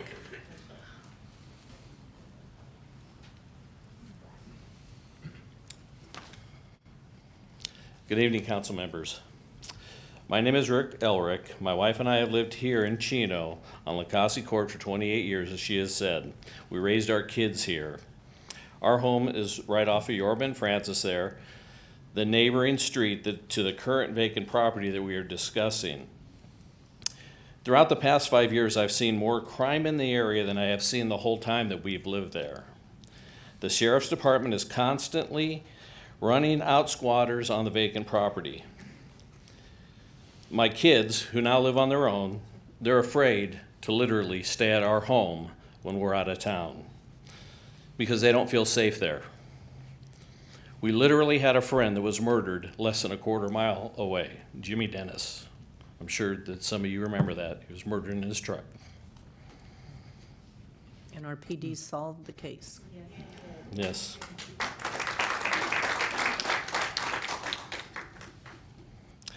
We have had furniture stolen off of our front porch, as well as from our home. We have had packages taken. We've had mail stolen out of our mailboxes. We've had to all go get locking mailboxes. I'm not a city official, and I don't convince to know how our city works. However, it seems to me that when it comes to building structures in this city, it becomes very political. I have seen nothing that is consistent throughout the city of Chino. And they talked about the two projects here by the Avocado House and on Pipeline. The city would be doing the community a big favor in allowing this development to move forward. The home developer has been very proactive in trying to meet the concerns of the surrounding community. And from what we see of these properties, it's very similar to what we have. The land may not be as big, but the houses are bigger. It just seems like a very nice area. By cleaning up the small portion of Chino, it will help both the community and the city. We know that the county of San Bernardino is not going to do anything with that property. The only thing we know that the county of San Bernardino does is make sure our taxes are paid on time. Thank you for your time. Thank you, Eric. Teresa Struiksma?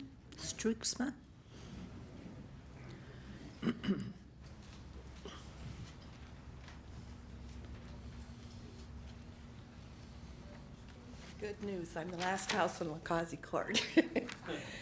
I have a letter here from my son. Mayor, City Council members, and neighbors, I want to speak to you on support of Chino Francis Estate. And by the way, my son's name is John Struiksma. I myself have been living in Chino most of my life. I have seen it change drastically in the last 15 years. Watching the dairies being pushed out by multiple new communities and warehouses, I see that housing in Chino, especially in the last 10 years, has lost its way. High-density housing, 3,000 to 6,000 square foot lots, squeezing people in just to make a profit for the home builders and city. Small lots, 2-car garages, and driveways so small that residents have to park on the streets, which is an eyesore and a safety hazard for kids and first responders. I know this because I currently live in a big community like the one I explained. Though I agree that what some residents like, but too much of that is not a good thing.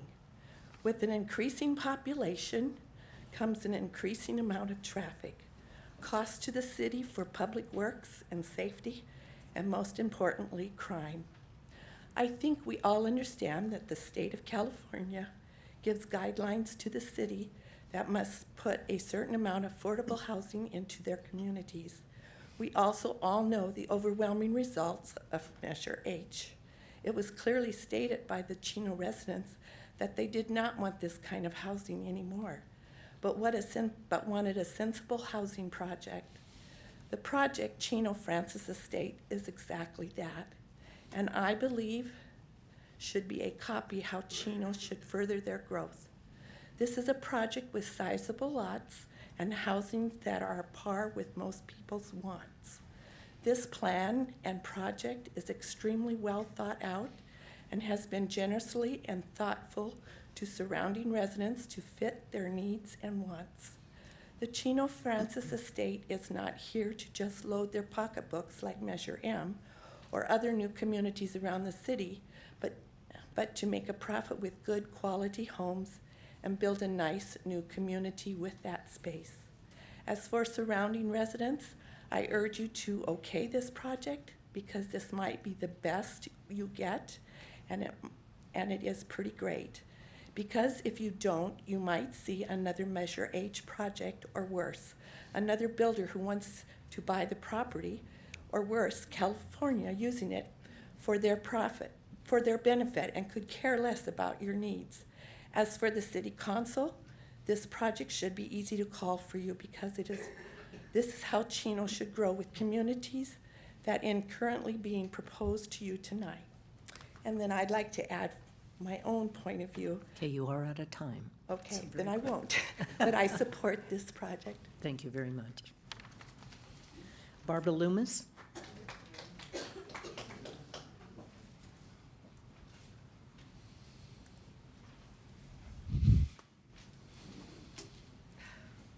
Good evening. My name is Barbara Loomis. I've lived in Chino since 1963, so I've seen quite a few changes in this community since then, and I've once heard that change is good. I am a local realtor here, and I strongly in favor of Chino Francis Estates. In my opinion, this is a high-demand product for our community. Single stories are hard to come by. Although half acres are a great product, but not always affordable, and I do believe $1.3 million for a product in that neighborhood is not something that will sell in that neighborhood. It's just not affordable at that price point. Single stories are in high demand, and I just strongly believe that this product will sell before it's completed. Just as a local realtor, that is a high demand, and I do support this project. Thank you. Thank you, Barbara. Lauren Struxma.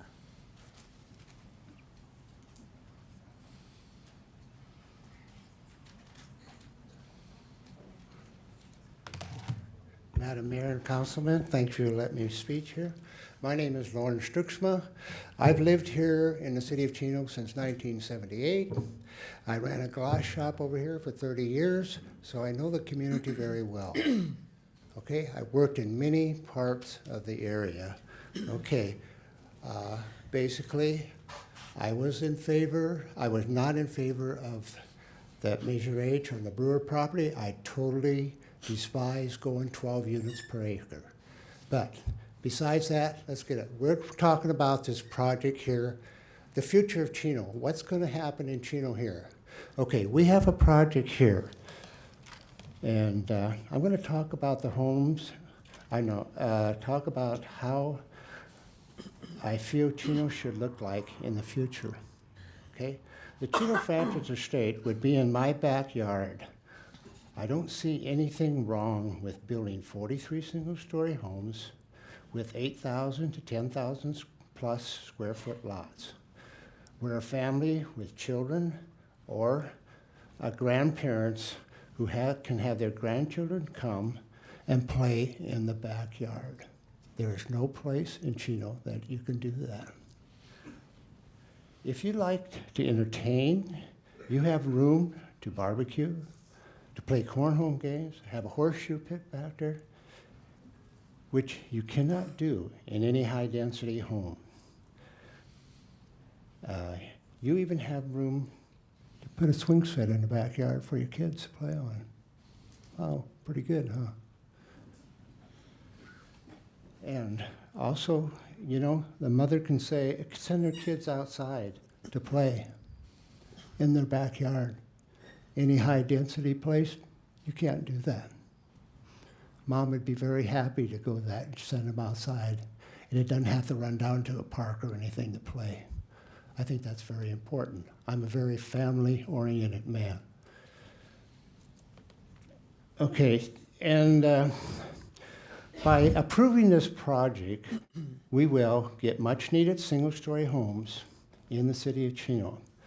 Especially as you are older, you don't have to go up and down stairs. Wow, wouldn't that be nice?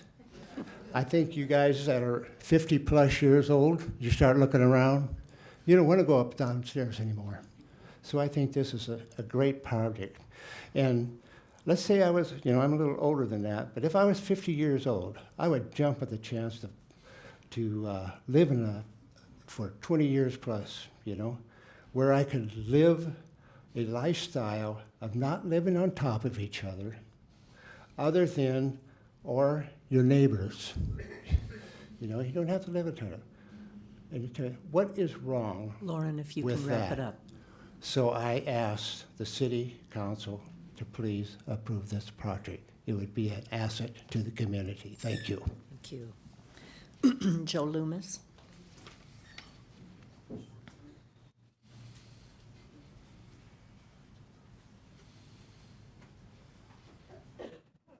My name is Joe Loomis. I live the other side of Ramona. I'm just here to support this project. Thank you. Thank you, Joe. 4 seconds. Wow. All right. Got it. We're a little more than halfway through. I want to just take an opportunity to thank you all for being so nice tonight and, you know, so mindful of everyone else's time. Okay, of course. Mark or Stacy? Gorgon? Gorgoni. So you're Mark, I guess. I'm Mark, yes. My wife, she's got to come up with me. Alrighty. But I'm Mark Gorgoni. I'm a business owner in the city of Chino for over 20 years. I support the project. Just want to say real quick, we looked long and hard. My nephew, who works at our property about 4 blocks from this project, tried to find him a house in the area. It was very unaffordable. He's 29 years old, newly married with a baby. He had to go 30 miles east to find something of this quality. And now he's commuting, and it would have been nice for him to be able to stay in the city. We still have my 2 daughters, a couple other nieces and nephews who would love to stay in the area, and this type of project is well needed. Thank you. Thank you, Mark. Does Stacy want to speak also? Or did you literally mean or? I agree. You agree? That was quicker than 4 seconds. Okay, thank you. Cindy Seelan? Pronounce it for me. Silent, like Silent Night, the Christmas song. And Silent. I could sing it for you. Great. You want to sing us Silent Night? I know. I'll leave my gold medal in Canada when I win it international. But good evening, Madam Mayor and council members and staff. I too have lived in Chino for 40 years. I've raised 8 children on La Mesita Court. I agree with a lot of my neighbors that, yeah, things have changed, but things have changed everywhere. It's very, very disappointing to see the crime rates, as our captain can tell you. It's not just on Francis Avenue, it's pretty much a lot of places. You can't deny Yorba Avenue and the big parties and fireworks and everything that goes on, but I am here tonight opposed to this project. I am part of Protect Chino, and I believe in the Measure M and the general plan. I have a lot of people here that are also supporting Protect Chino and staying with the general plan. We've worked really hard to keep the zoning brought in as it was intended to be. This project, although the merits that Eric has done, I have to agree, it looks cool. The properties aren't in zone with what is set forth in Measure M and concerning what the values are on annexation, and that's where we stand. Measure M cannot work alone. The City Council has adopted a questionable position where it can increase the densities in the unincorporated sphere of influence and deny the Chino residents any vote in this matter. I see a clear violation of the realistic portions of what Measure M is representing to our city. Protect Chino representatives have proposed a new Measure M that would give people of Chino the right to vote and increase in the general plan. Thank you. Our representatives had a meeting with the Chino staff and council members and were requested to develop such a proposal. However, when we met to present it, we were told that the city attorney would not review the proposal unless instructed to do so by the city council. It is becoming clear that the majority of the council opposes this fixing of Measure M, which is very important. If this is still the case, Protect Chino is considering an initiative to place the matter on the ballot, perhaps for the 2018 election. Ironically, it is a council-supported failure of Measure M making this hearing so important. If Measure M truly worked, Chino residents would simply prepare for the for the election by which they could overturn your action tonight. Unfortunately, they will have to wait till November for justice on that issue, and that will be too late. Please wrap up. Sure. I just want to say, stay with the general plan, please. Don't let the city that could have kept themselves safe be the city that kept themselves conform to the growth and the planned growth that will keep us safe in the future for all of Chino, not just North Francis and Yorba. Thank you. Thank you. Gloria McLeod.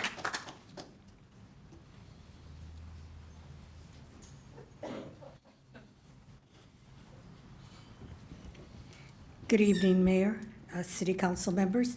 I'm Gloria Negrete McLeod, and I'm a 42-year resident of Chino. I represent Protect Chino in opposition to the proposed general plan amendment before you. Protect Chino is a group that arose out of the need to fight and attempt to increase general plan residential density in a Chino neighborhood by 500%. Protect Chino opposed Measure 8, which was soundly rejected by 85% of the voters. Protect Chino's guiding principle is that no increases should be made in the residential densities in the Chino general plan. Any city council action to increase the residential densities contained in the entire general plan should be subject to a referendum by Chino voters, as it was the project that led to Measure H. The city of Chino, as every city in the state, is required by state law to produce and maintain a general plan, which is supposed to be the blueprint for development of the community. It states the nature and density for each land area in the general plan arena, which includes the city and its unincorporated sphere of influence. Density is important because it is the basis for planning the infrastructure a city needs to maintain the quality of life of its residents. For example, the number of acres in an area multiplied by its residential density tells us about how many people will reside in that area at build-out. The number is important to the planning of school construction, traffic and street improvement, water delivery systems, sewer and storm drain systems.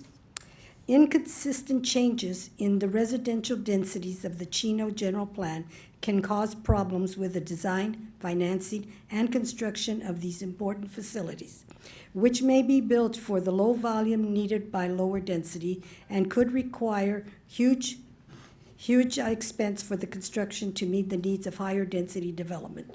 Tonight's proposed project would increase the density of the project area by 54% from 28 to 43 units. It makes no adjustment in the infrastructure planning for that huge increase. Injection of RD 4.5 plan, general plan densities north of Francis would likely cause a brush fire. Additional requests for increase resulting in RD 4.5 density from east of Telephone all the way to the LA County line. This impact would collapse the level of service in the larger community, and you are obliged to consider this cumulative impact in your environmental analysis. You have not. Protect Chino hopes and believes that the City Council can learn the lessons of Measure H. A start in that direction would be to deny this appeal tonight. We hope that to work with you in planning decisions in the cities and to modify Measure M to apply to the entire general plan. Gloria, if you can please wrap up. Okay. We offer our support and commitment to you, and we will not stop till our city's land use decisions are consistent with the residents of our great city. Thank you very much for your time. Thank you. Donna Marchese? Donna Marchese? Ears are frozen. Sorry, it's cold out there.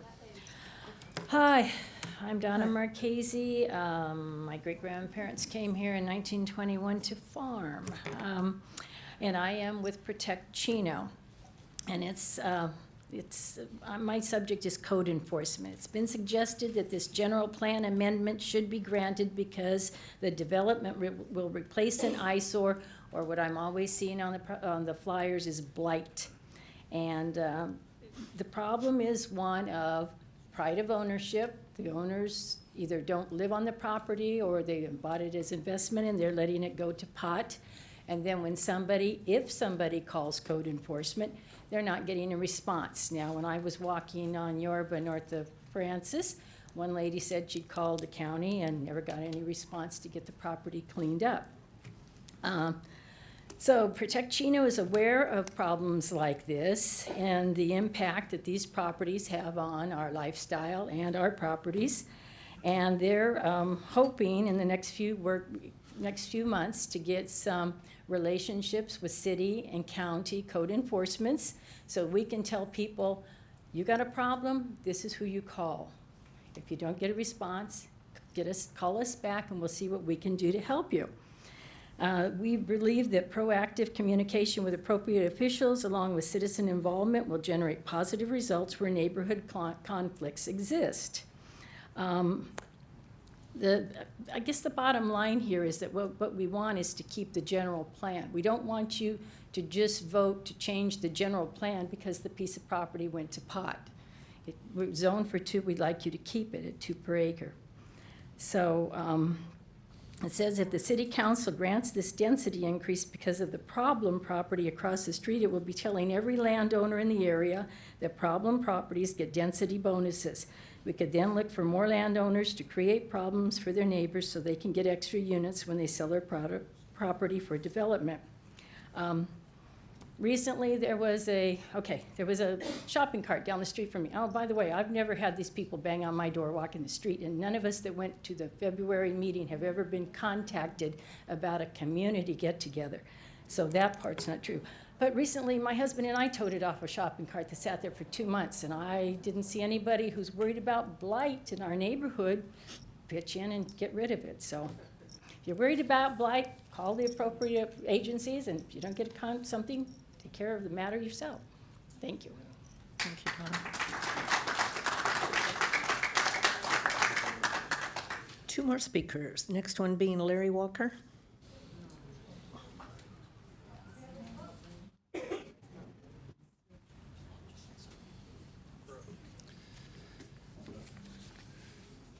I told the Planning Commission of my surprise at hearing the residents of La Mesita and La Casi negatively approaching the issue of preserving 2 units per acre.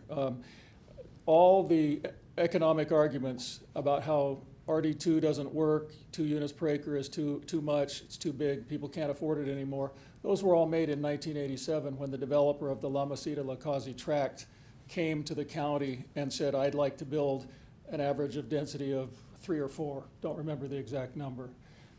I told them, look at the general plan. The general plan has 2 units per acre, and that's what they were required to build. That's what we're asking you to do. That's what we asked in opposing Measure H. That's what we asked the people to support. Please just support the general plan that's in place. The last 5 developments in the city of Chino, the one on Pipeline at the railroad track, the one on Pipeline in Norton, the one on Benson and Vernon, this one that's here tonight, and the next one on Francis and Telephone, every one of them involves a density increase. That's what, essentially, the city of Chino has adopted the Will Rogers approach to land use planning. I've never met a density increase I didn't like.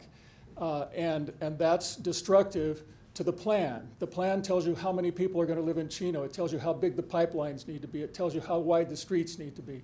If you keep increasing density anytime somebody brings in an attractive project, this is an attractive project, there's no doubt about it. The Brewer project was attractive based on the land densities that were involved there.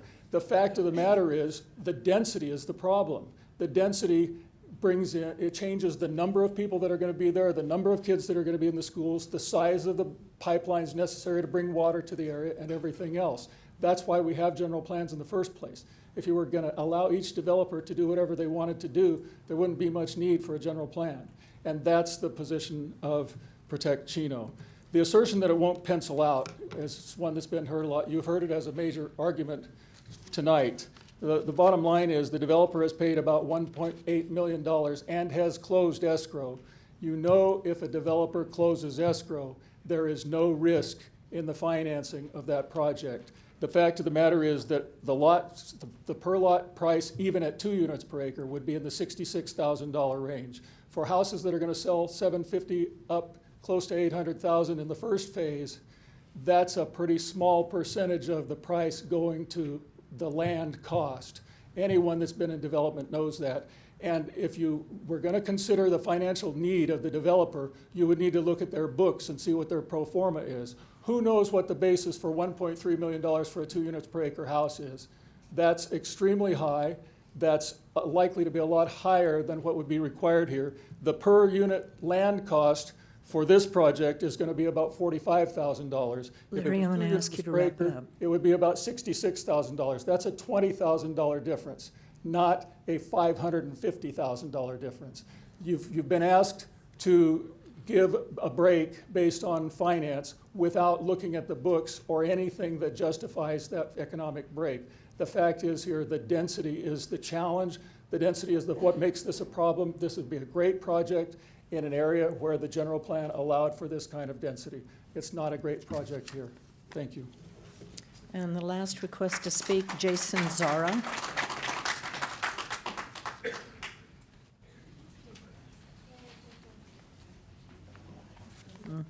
Last written. Good evening, Mayor, Council, and staff. I don't envy you this kind of decision. These things are the purview of the council and the planning commission and the staff for a reason. And I have to say that I really admire the process. I want to give a shout out to the staff for throughout the process, regardless of the end result. They have been incredibly professional and incredibly knowledgeable. And to me, and representing the Chamber of Commerce, that's one of the things that's important, is that this decision be made by the elected officials who have that knowledge brought to them, who have that detailed information.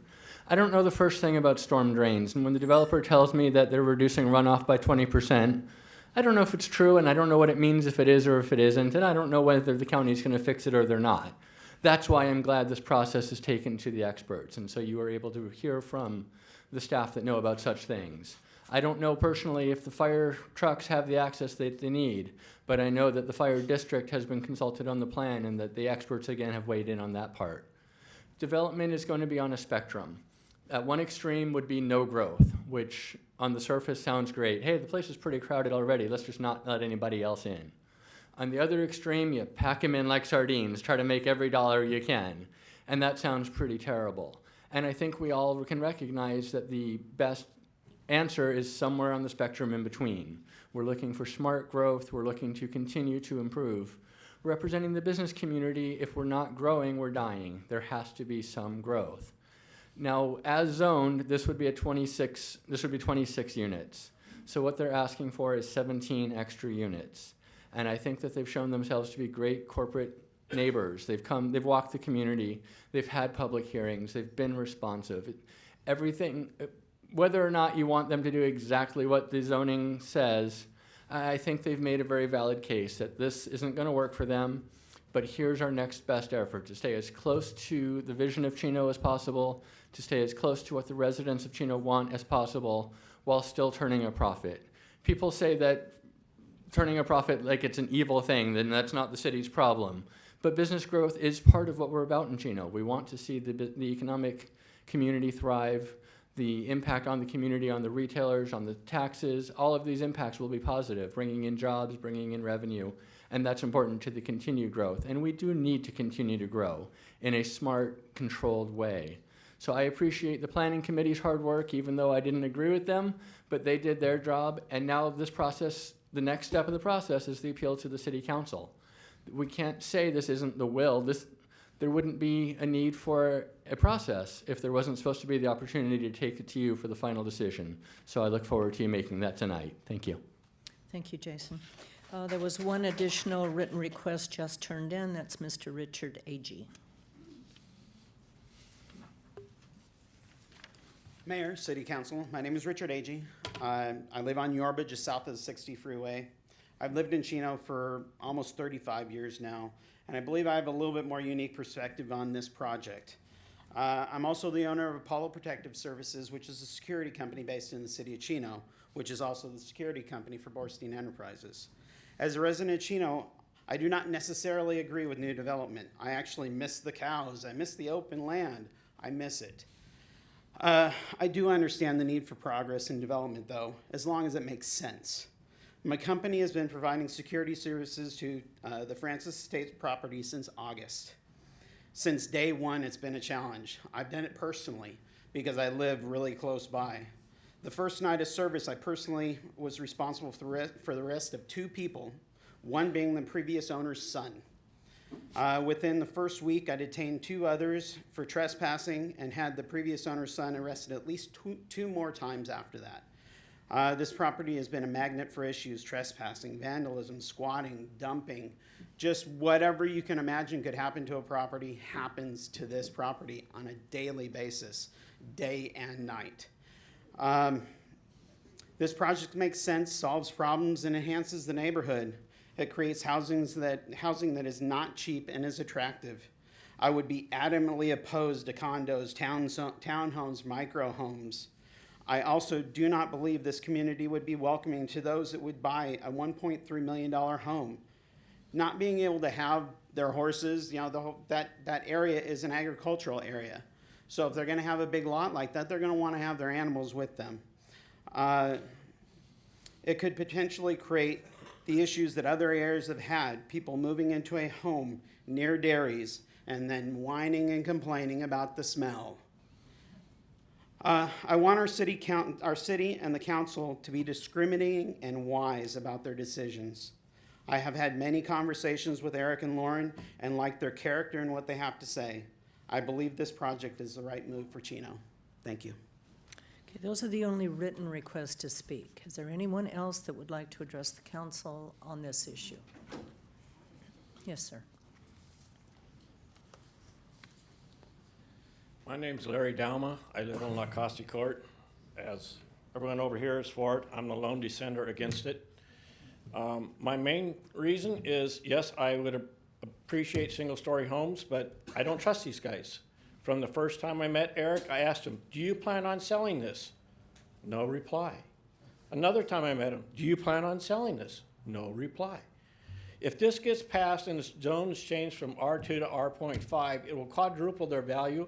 They could sell it tomorrow if you pass it and just walk away. Their investors will all be happy. Or they could wait a while and a year from now, hey, we don't like this plan, but it's zoned R.5. We can do whatever we want. I'm just saying it was zoned R2 when they bought it and they knew it. The Planning Commission told them that, and please stick with that.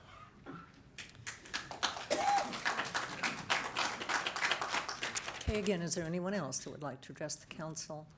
Not repeating what's already been said? Something new? Well, My name is Jose Lopez. I live in Ramona, so I'm right behind properties, and I am against it. Thank you. okay.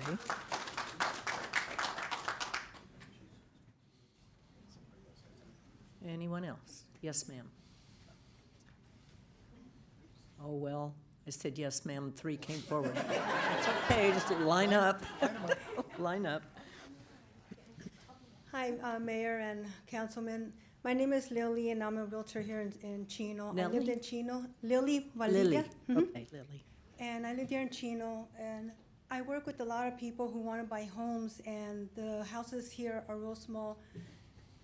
When they ask me for a house with large lots, they want something big like what they're planning on building. I support the Chino Francis Estates. That's what Chino's looking for. That's what the families are looking for.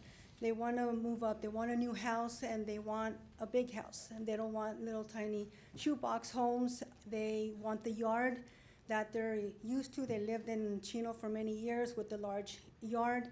They're ready to move on and buy a new house, but the new houses have these tiny yards, and they can't do anything, and a lot of them want horses. You know, I love horses. My clients love horses, but there's nothing here in Chino anymore, and they don't want the old houses. So hope you consider voting yes on the estates. Thank you.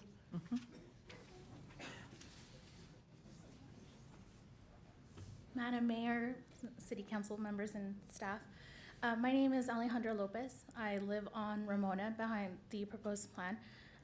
I've been in Chino for I think about 4 years now, but I personally came from Orange County. I came from the city of Orange, where a lot of these developments are there, high density, and I'm a witness to how it can impact the city, crime, traffic, schools.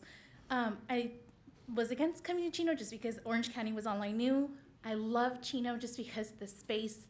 I have a 2-year-old that she can run and have ample property to run around with and do whatever she wants. I have another one on the way, and I love the fact that my husband and his family have been in Chino for quite some time, and they love the area, they love the schools.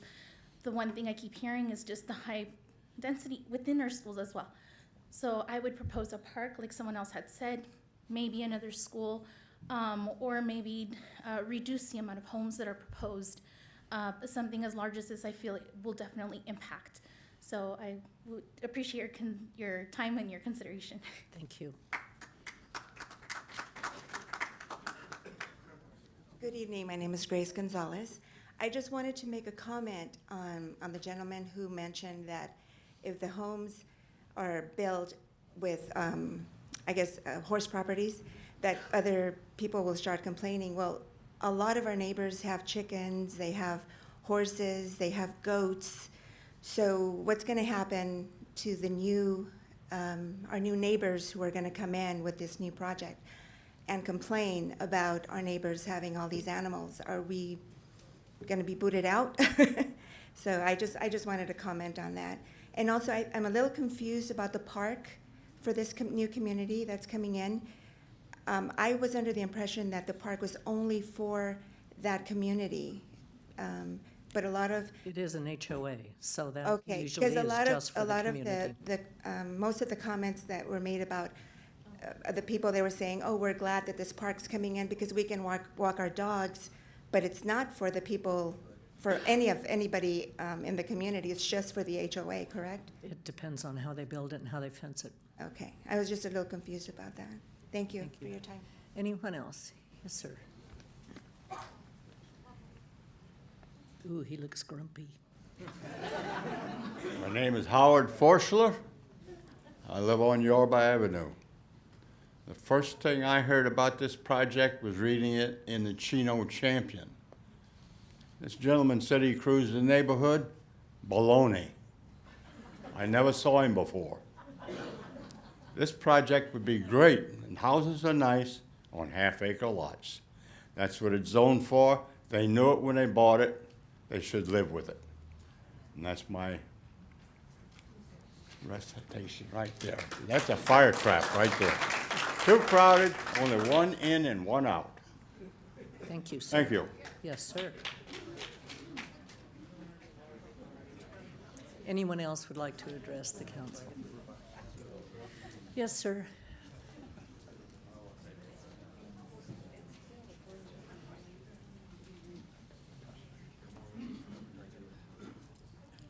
Hi, my name is Jim Woodell.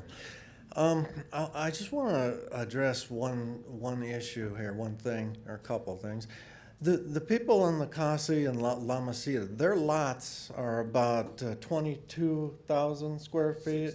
16,000. Sir, just address the 16, council. 16 to 14. Some of them are a little bigger, I know they are. It's going to be, okay, the center houses over here are going to be 8,000 square foot.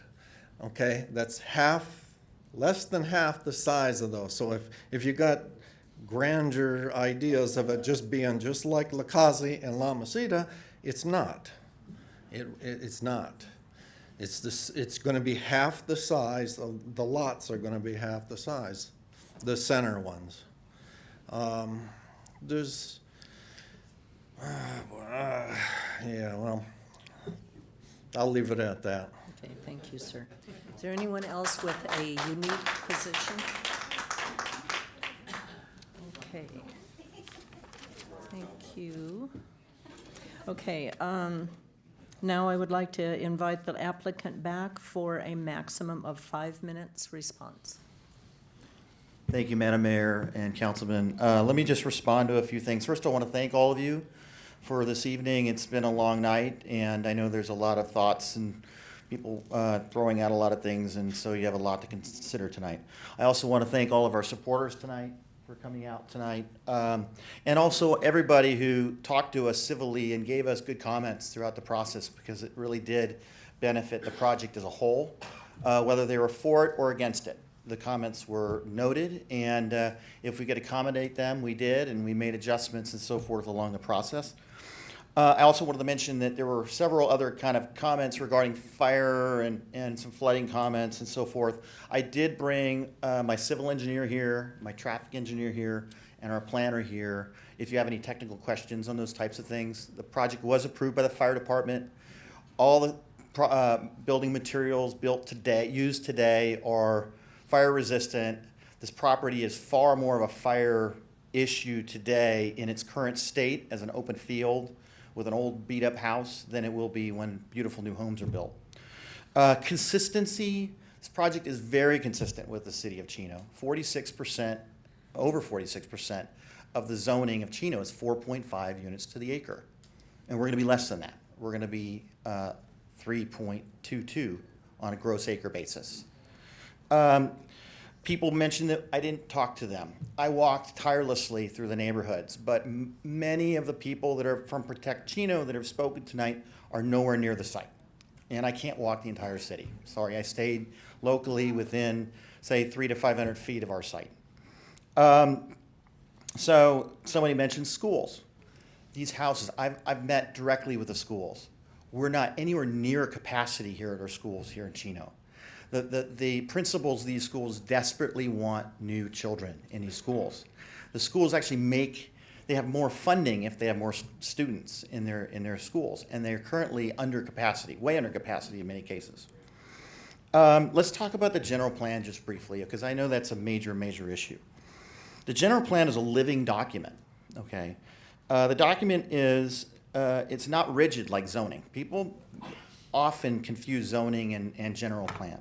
The general plan is actually specifically designed and actually required by the state to be changed over time. So I just want to give you one little quote out of your own general plan, okay? Land use designations are developed to provide both vision of the future organization of uses within Chino and a flexible structure to allow for changes in economic conditions, environmental conditions, and community visions. That's in your general plan. As stated throughout my presentation today, this project is a good model for meeting the goals, policies, and visions of your general plan. And at this time, with expanding populations, with a higher sensitivity for energy efficiency, we've been through the last 5 years having horrible droughts in this state. So water usage is a major issue these days. And the ever-changing economics and demographic changes that are occurring in our area are all reasons why you make adjustments to your general plan. So this project meets the vision and the intent of your general plan. I feel very strongly about that. And we've worked very diligently with all of your neighbors and the community members, and we're actually a community member, and we wish to hopefully work with many of your businesses and so forth and stay here for a while. We like to be invited back, okay? We want to do a good project, not hit and run. So with all that said, I just wanted to thank you for considering our project tonight, and we hope we get a good outcome. Thank you. Okay, thank you. Okay, now it's time for council comments. Mr. George, do you want to start? Thank you. Again, thanks everybody for coming. I mean, I realize it is vacation time, and thank you for taking your time to come here during that time. Too many times. Anyway, we start off by saying that this is really a great development. Looks great, and it is on a blighted piece of property. And I really, the people that came, from Lakazi in that area, Hope Protect Chino is looking at their interests also. And I have talked with the chief regarding arrests in that area, and the last time I spoke, there was something like 8 arrests. So I understand all the concerns in that area for the people that live there for safety reasons. I received a total of, as of this afternoon, a total of 71 emails, and I went through all of them. I actually received a lot more of them, but there were quite a few duplicates that somebody kept sending me, and so as I culled through anyway, I ended up with 71, and there were 34 that were pro and 36 that were for and against. 17 of the 34 that I received were directly impacted by the development, right? In that area, and 23 of the 36 that I received that were negative were also impacted by that area. So it's very close tonight. It came out, if my figures are right, it came out 19 pro, 12 for, and excuse me, let me put it this way: 19 for, 12 against, and almost all in the pro areas were for, and in the con areas were in that area. All the ones that were against. So you've got all that going for you.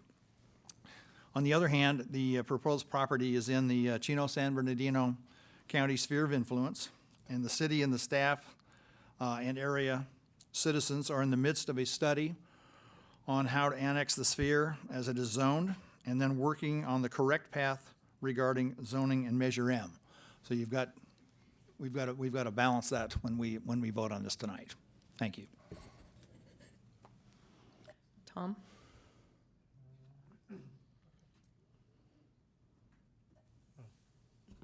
Thanks for everybody was awake because I think the doors were open. It was so cold nobody could fall asleep back there. So that was I appreciate all of you guys coming out tonight. And this is obviously another highly contested project. It seems like this year we've had more than normal than we've had in the past. I can tell you that those doors back there have only been opened probably 2 or 3 times this year, more than probably in the previous 5 years combined. So, I hope the new planning commissioners aren't too freaked out trying to figure out what they got into by saying they would serve on our planning commission. You have to give them a lot of credit, but normally the planning commission, they hardly get anybody ever show up at their meetings. and then when 50 or 60 people show up at their meetings, and that's a lot of pressure when they're not used to it for a planning commissioner. So that is a tough job as a planning commissioner, and it's not any easier for us as council members because we have to look at the whole city. It's not just our new little zones that we have or anything like that. We've been looking at the city for a long time. I'm a 40-year resident of the city, just like everybody. My kids went to Don Lugo. I've called Chino home, and I do live on a half-acre property with that was built over on the west side. And I do know that in 1987, as Mr. Walker said, we were still building half-acre homes in Chino. Since that time, we've only had very few projects of half acres being built, and I think the reason for that is there's a number of reasons. Those are big yards to maintain, and also from a development standpoint, you have to sell those houses for a lot of money to make money. And you can see what's happened in Southern California now with 20 million people. I was down in Orange County the other day, and I couldn't believe the 4-story apartments that are down near the plaza down there. It's just, Southern California is just growing and continuing with 1.5 million homes shortage at the state saying we have 1.5 million home shortage in California, and that's growing too. That's not decreasing. Now, when you look at these particular homes, they're not going to be real cheap. There's no question about that. If they, an 8 and 10,000, 2,800 square foot house on, I don't care how big a lot it's on, you're going to be looking at somewhere between $700,000 and $800,000. So these aren't first-time buyer homes. But what I think you fail to think about is somebody who's in an older home who has a lot of equity could sell their home to maybe a first-time buyer and move into one of these. So maybe it's not just a first-time buyer moving into a home, but it's going to probably create some houses that are going to become available because somebody's going to move up to a brand new house from that standpoint. As far as the general plan is concerned, the general plan, we redid the general plan in 2010. We're going to be doing it again probably another 3 to 5 years. I may not be on this council. We may have a whole new council in 5, 7, 10 years. Who knows what they're going to put in as far as zoning goes to this particular area. Right now, we're going to be doing a study on the whole sphere of influence to look at the costs, because that's been a number of us have said, hey, what are the costs going to be to annex this property, county property, into the city? And we have to look at all the police department. How many new officers do we have to hire? What's that going to do to our budget? What is going to be the public works? What's the public works going to have to pay for all the improvements? We're talking about water, streets, curbs, gutters, all the different things that Public Works has to deal with along with public safety. So we are going to do a major study here in 2018 to try to determine this 1,800 acres that we have actually a sphere that could annex into the city someday. There is a ton of half-acre properties in the sphere right now, and I know that most of those are going to stay half acres. Granted, they're not new half acres, they're old half acres, but this whole sphere of influence is not going to be like the preserve where it was open land and you could come in and put in 8,000 or 9,000 homes. This one, I'm pretty confident, I'm not in favor of putting 8,000 or 9,000 homes into the sphere because I don't think this council wants high density. I believe we want balanced growth. We have to have growth to continue to create income for the city. If you look at cities that are older cities that have no growth, and you look at those particular cities, most of those cities struggle to maintain the budget because they have increasing costs of infrastructure, they have the public safety, fire, all the different things that cities have. We have to have growth. So the question that I've been mulling since I did meet with the developers at City Hall for about 10 minutes. I was running in between meetings and they were there and they asked if they could show me the plan. So I took a quick look at the plan and said, thank you very much. I had a question or two and I took the thing home. Well, actually back to my office. So I've looked over the whole project pretty good. And I wrestle with, this isn't the Measure H up at the Brewer property where it was zoned 1 acre and almost 7 per acre. That was a huge difference, 7 to 1. The city council voted to put it on the ballot so the voters could vote. And you're right, the voters spoke and have completely changed the way Measure M is in our city right now. I don't think there's going to be a lot of Measure M's coming to the city, although I don't think there's going to be that many Measure M's coming to the city anyway. We in the current structure of Measure M, there's not that many big properties that could be turned into a Measure M vote. So I've been I've been debating this particular project for months now on R2, it's zone 2. I actually reached out to a couple of developers that I've seen at different meetings and said, hey, what's the deal about building half acres? And almost all of them have just said, it just doesn't pencil out there. Half acres do not, we just can't make enough money for all the expenses now. We have heard about the particular land costs, and I don't really know the land costs on this particular thing, but I do know it costs a lot of money to build houses, especially 3,000 square foot houses. You're not going to sell them for 2 or 3 years. You are going to be tying up your money. You're not going to make money for a long period of time, and I just haven't seen a lot of half-acre properties. Although I was in Rancho, way up in Rancho, I was actually seeing a client of mine.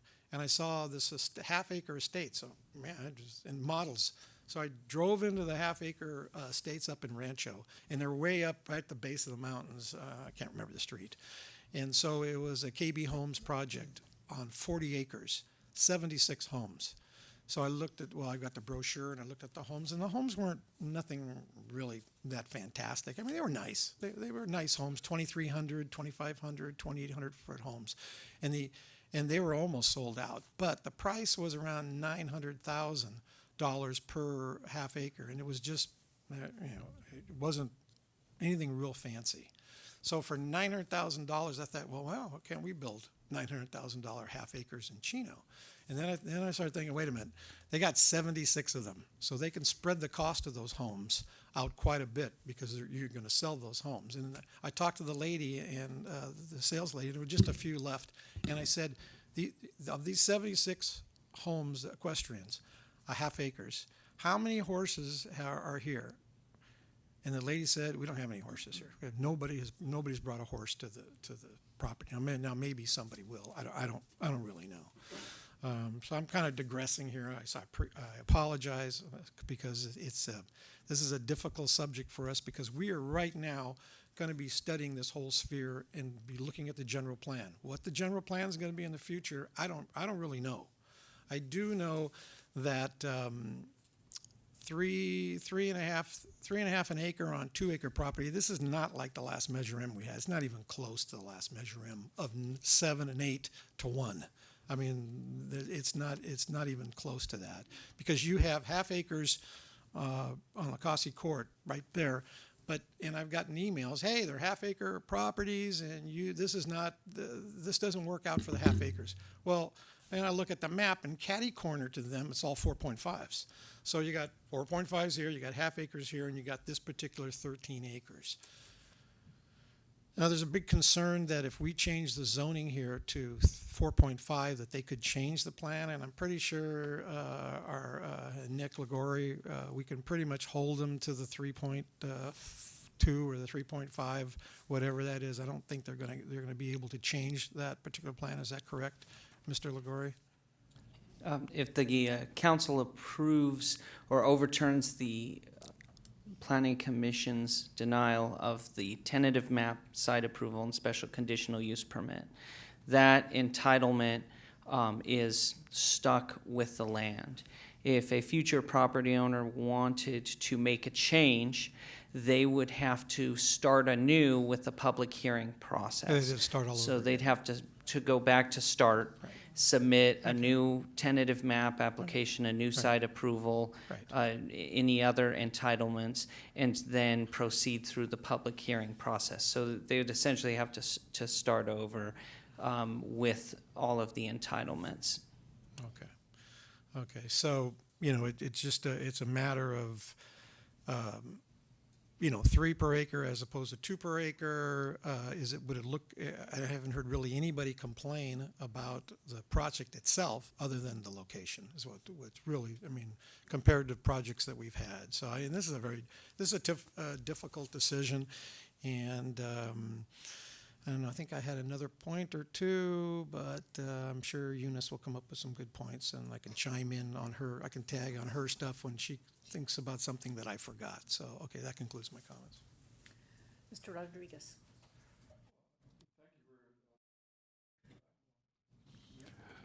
It's been very difficult to really make a decision as to which way I would go for, in favor or not in favor. But let me give you a little history of my background. I lived in Chino 66 years. So I supersede probably all my colleagues here by many years. I'm in District 1. I've lived there for over 35 years. I've been a teacher at Marshall, E.J. Marshall, for over 10 years in my past career, a counselor at Don Lugo, and also the organist at St. Margaret's for over 52 years. No, I'm not 120, but in other words, I have a very strong history. Someone asked me in the past, what country was I from? Well, I usually say Chino. I've never lived in Mexico. And so I will never always be a Mexican. I'm American first. My family settled in Chino in 1906, and there's been a ton of change. I've seen and smelled cows on 9th Street in Chino.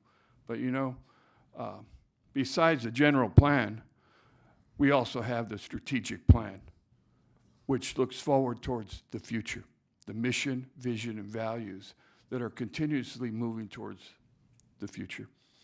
They call them OPIs.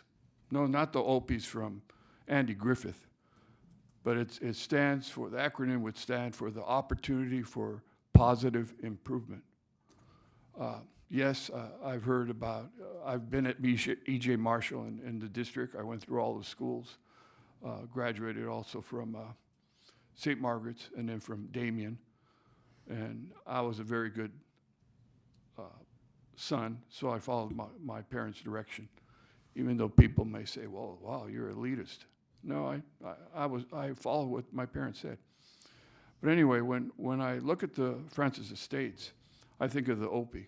I think of not just the general plan, but the opportunity for the future. I look at the future as the OPI for opportunities for positive improvement. And that's what we need to look at. I have some questions to several people. I guess the manager or the engineer for the estates. Mr. Rodriguez, the public hearing has been closed. Do you want it reopened? No. There was a discussion of fires in the area I've lived on Independence Street. And you're all welcome to come by and throw rocks at me or bring me Christmas presents. That's fine. But when you think about the idea of fires, I've never seen one fire up in that area. Not at all. As far as the wildfires we're having now in Southern California or maybe even in Northern California, there hasn't been any on Francis that I can recall in the near past. When it comes to the drainage, I read the plans also, and it looks very good that the engineers have focused on developing better drainage. You're not always going to be perfect, but they have worked very hard to improve that. And to tell you the truth, I don't recall a whole lot of flooding going down to Independence Street, and that's 5031 Independence. As I said, you can come by, we can discuss different things, or you can throw rocks at my house, or maybe burn a cross, it doesn't matter. But the idea would be this, when we look at my question would be, and I can guess because I've driven through there all the time, the large areas, really do not have a lot of animals that I can recall. And I think if I were to take an aerial view of the area, it'd be pretty empty and probably with a lot of weeds and maybe broken cars and who knows, a lot of trash that was mentioned. The future is here, and you need to think of that. It's going to be here for a long time, so we need to focus in on OPIs, opportunities for positive improvement, not just for this area of the Francis Estates, but for the entire city. You look at and think about the cost of living. Some individuals were saying that, well, it would be very expensive to move into there. The homes are so expensive. Well, take a look at Orange County. The prices would be probably, if not double, maybe triple, because the closer, we all know, you get closer to the beach and you want to live like a seagull, it's going to cost you more. Go to LA where you want to live, where all the cultural events are happening and you're closer to restaurants and different kinds of musical events and so forth. That is very high in LA County. If we go to the west, or east, excuse me, we're going to look at even parts of Riverside and even further south, San Diego. Some areas are very expensive. Temecula, the prices are going up too. Chino is reasonable when you really think about it. And single-story homes, exactly true. They are hard to find. Once again, we look towards the future, not towards the past. It's good to remember the past, but I would say you leave it to the poets and to the nostalgic individuals, but you need to be futuristic, not only for all of us that are here, but also for our children.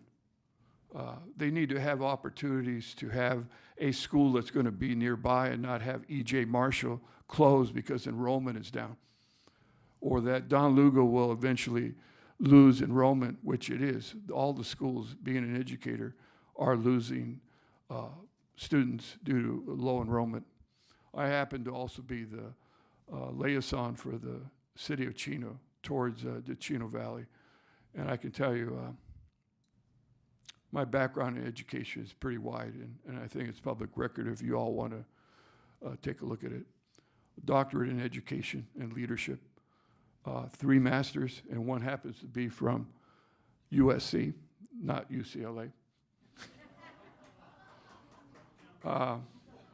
Likewise, the doctorate is from University of Laverne, where I also have a multiple subject credential K through 12 for life, and a Master of Science in School Counseling, where I happen to be in my past career a counselor, and I could still counsel you if you want to come by and I can talk to you.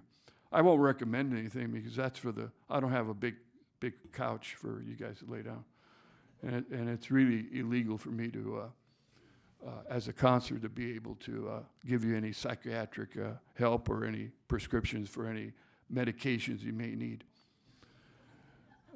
That's against the law. At this time, I am very honored to be on the council seat. I wasn't elected, I was appointed for a reason, because I thought and I'm thinking towards the strategic plan, the future, not the past. Leave it to the poets. Leave it to the smelly cows that used to bother me when I was lived on 9th Street and Chino Avenue. The house is still there. My father built it in '46. And as I mentioned, my paternal grandfather settled in Chino in 1906. So there's been a huge changes that I've seen. Going back to the Francis Estates, it's reasonable to think that, let's think of an Opie, but not Andy Griffith. Let's think of the future that we're going to have in Chino. The question would be, are we going to have problems with traffic? Well, every place that grows is going to have some traffic, not a highway, but you get used to it. I grew up on 9th Street in Chino. People complained when they expanded Central into 4 lanes. I remember it when it was just 1 lane And I know that for a fact because the park on Central and Chino Avenue was my playground. I think some of you would remember John and Roy Laporto, or maybe you guys wouldn't. I worked there when I was 14, all through my high school days at Damien, and also at different areas in Chino during high school, and also, as I mentioned, the organist for free. Councilman, it is getting a little late. Yeah, but and I we have the need floor. to. Excuse me. You do have the floor, but Okay, we do excuse me. need. I see what time it is. We do need to Excuse me. address the issue at hand I'm and not addressing your it, personal. but people need to have a history of my background Not to understand, necessarily all of that. so they can understand. The Francis Estate still is not a decision as to whether I would go one way or the other, just like the decision as to whether I accept districts or don't accept districts. That's redundant. The problem would be is that we need to see how we can work the districts to make them successful, not have political statements of whether it's you agree with them or not. That's redundancy. With the Francis Estates, it's a long, going to be a hard decision for all of us to make. But I think the interest would be not only a general plan, but the strategic plan. And that goes back to the mission, vision, and values that we hold for all the citizens of Chino. That's all you need to say. Is that good? Okay.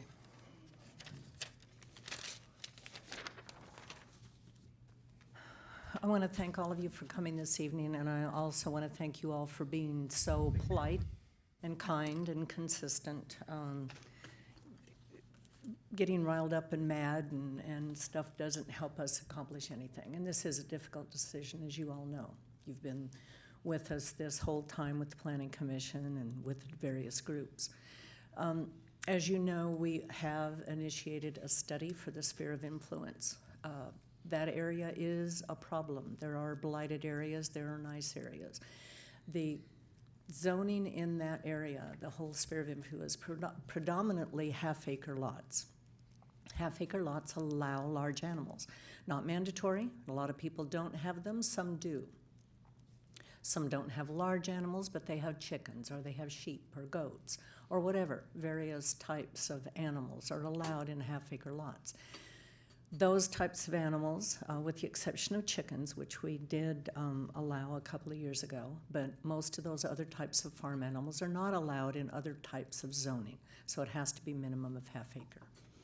That particular area, especially to the west, I'm bad about directions that way, there's intense agricultural usage, as we had down in the Ag Preserve.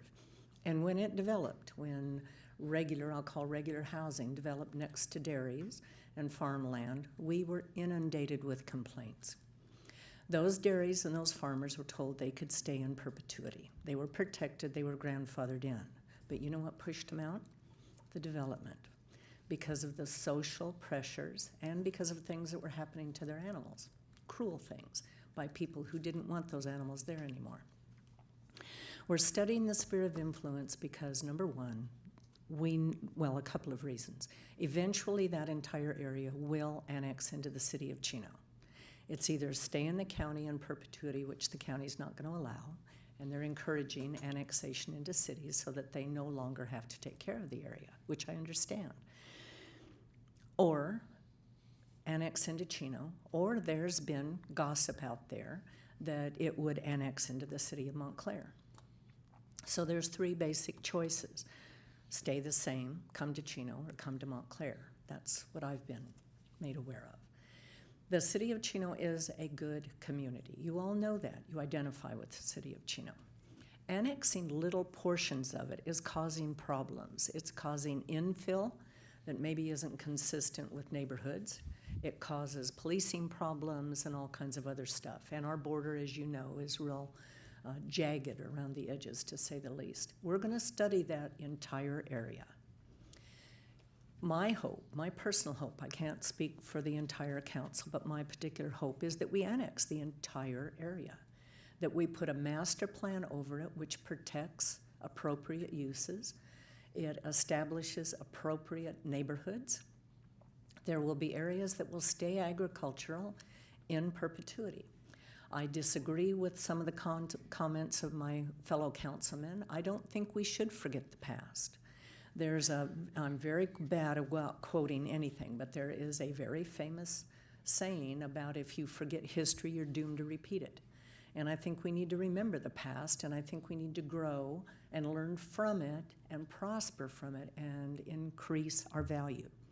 But to me, increasing value doesn't mean increasing just money value. It's also quality of life, it's variety of housing, it's choices for people. Not everybody wants to live in stack and pack. Not everybody wants to live on a 1 acre. We have a 1 acre. We're very blessed to have the acre.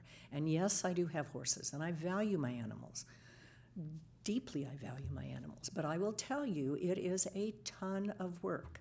And not everybody is into that kind of work, or the dust, or the flies, or the mess, or weeds, or dirt that comes with it. But there are those of us who do value it. And I don't want to have to move to Hemet or Temecula or Beaumont or somewhere to have my lifestyle. We built here on purpose because we valued the city of Chino and what it offered.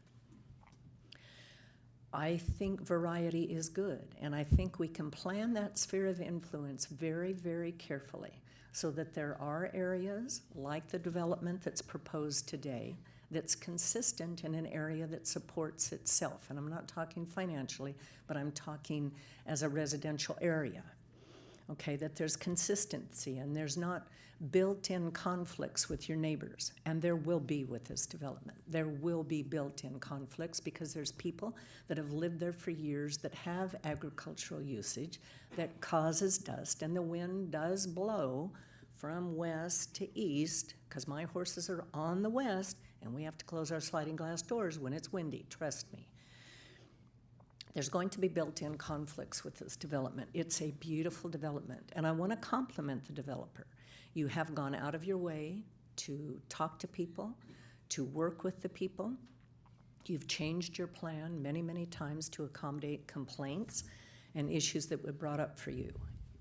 Me personally, and I've talked to you, you requested a meeting with me and I granted that, and we looked at your plan, and I told you then it's a beautiful development, but for me it's in the wrong place. It's inconsistent with our general plan. We're in the process of studying that whole area so that we don't have infill projects that are not consistent with the surrounding areas. Maybe that area will end up being 3 per acre or 4.5 per acre. The voters have spoken very loudly. They don't want any more high density and to stick with the general plan. Sticking with the general plan is RD2. Half-acre lots, some people want them, some people don't. We don't have a zoning that is 3 per acre. So if you don't have half-acre, then you have 4.5. And this, shoot, I made the note. Yeah, the tentative map has tied to the land a 3.2, but that can change.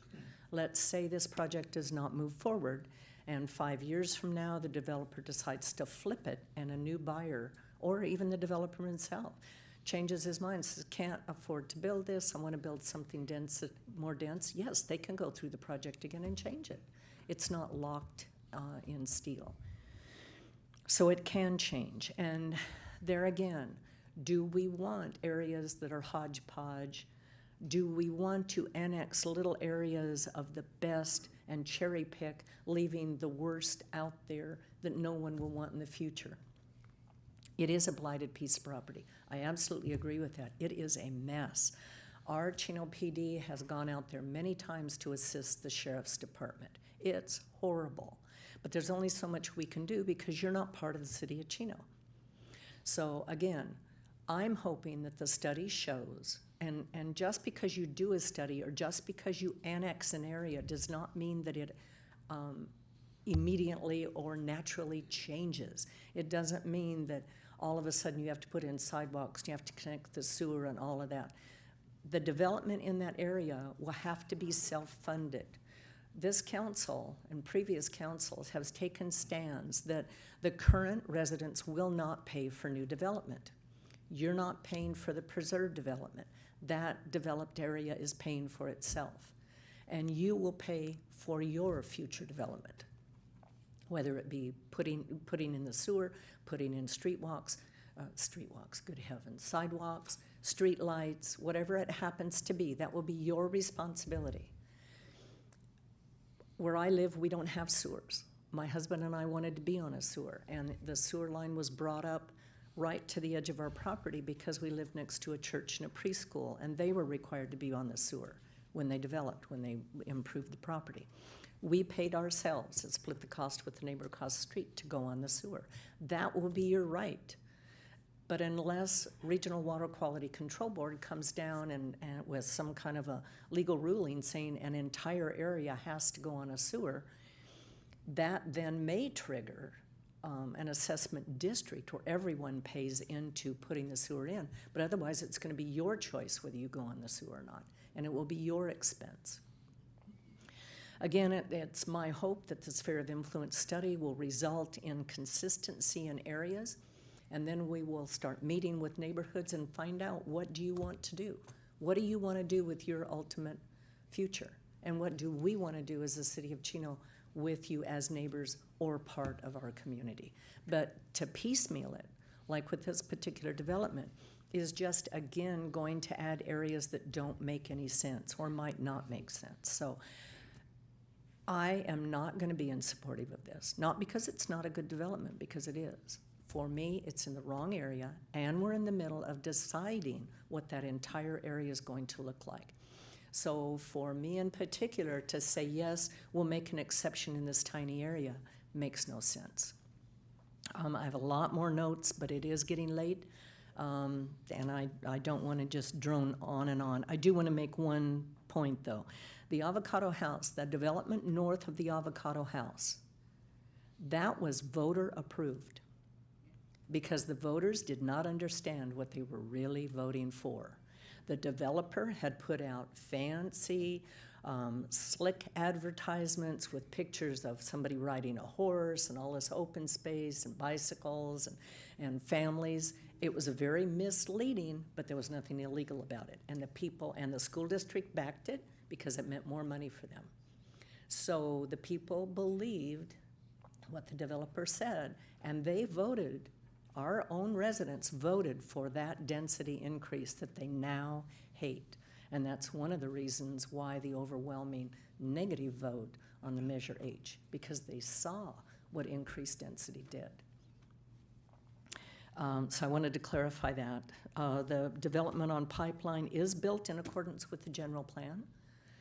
It is right next to the railroad tracks, and when we went through the general plan redo in 2010, that's what the land was zoned, was what it exactly is built to be, which I personally don't agree with, but, you know, we have to have different levels of development. I won't go on and on, but I just think I encourage the developer to relook at it and look at it to be consistent with the general plan. Participate in the study. I want all of you to participate in the sphere of influence study so that we come up with a quality plan for our future. And I'm not talking about just this year or next year. I'm talking about 5, 10, 15, 20, 30 years from now. What do we want our community to look like? Do we want to have all the same kind of housing? Do we want to have a variety of housing? We know one-story homes are greatly in demand. We know people are tired of the stack and pack, and many of them now are selling and looking for the more traditional home. Many people are having, are wanting to buy flip their houses maybe 2 or 3 times. They're empty nesters now, and they want one-stories. I totally agree with the comment that was made about one-story. That's why we have one. 38 years ago, we looked forward and said, we're going to get old, hopefully. God blesses us, and we don't want to climb stairs. So that's why we have a one-story. Many people want a one-story house now. So, okay, our next step then was, are there any other council comments that anyone wants to make? Okay, if not, Then we have staff's recommendation before us, which is to overrule the recommendation of the Planning Commission and adopt Resolution 2017-064, adopting a mitigated negative deck, waive further reading and introduction of an ordinance, grant the appeal of Chino Francis Estates, grant, there's several steps to granting the appeal, which would mean that we would accept the development as proposed and move forward with annexing it into the city. So either a motion in favor of staff's recommendation or a substitute motion would be appropriate. If nobody then is going to recommend anything, then I will. I recommend that we move forward with adopting the staff's. Okay, you want, Angela, do you want to cue the screen? Okay, Mr. Rodriguez, would you then push the appropriate button? Okay, there's a motion from Mr. Rodriguez to approve staff recommendation. Is there a second? Okay, the motion fails for a second. Is there an alternative motion? Okay, then I will propose one.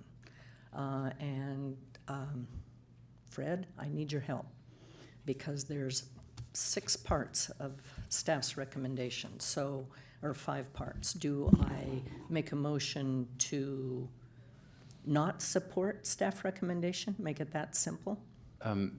If I may, Madam Mayor, it would be a motion to uphold the Planning Commission's denial of the application, and the general direction is to bring back a resolution for approval at the next council meeting that incorporates the findings of the testimony and the documents that were submitted today.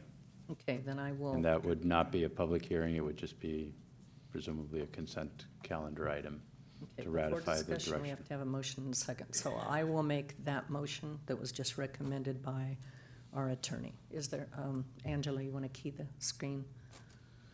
Okay, there's a motion. Is there a second? Okay, there's a second from Councilman George. Discussion. I got a quick question. If this vote goes 2-2, what happens to this motion? You would fail to reach a majority to overturn the Planning Commission's decision, and the Planning Commission decision remains and is the final decision.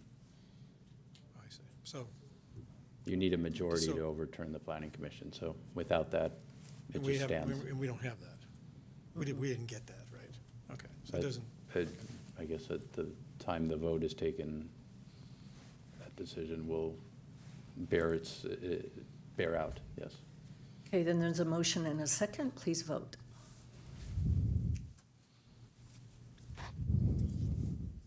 Okay.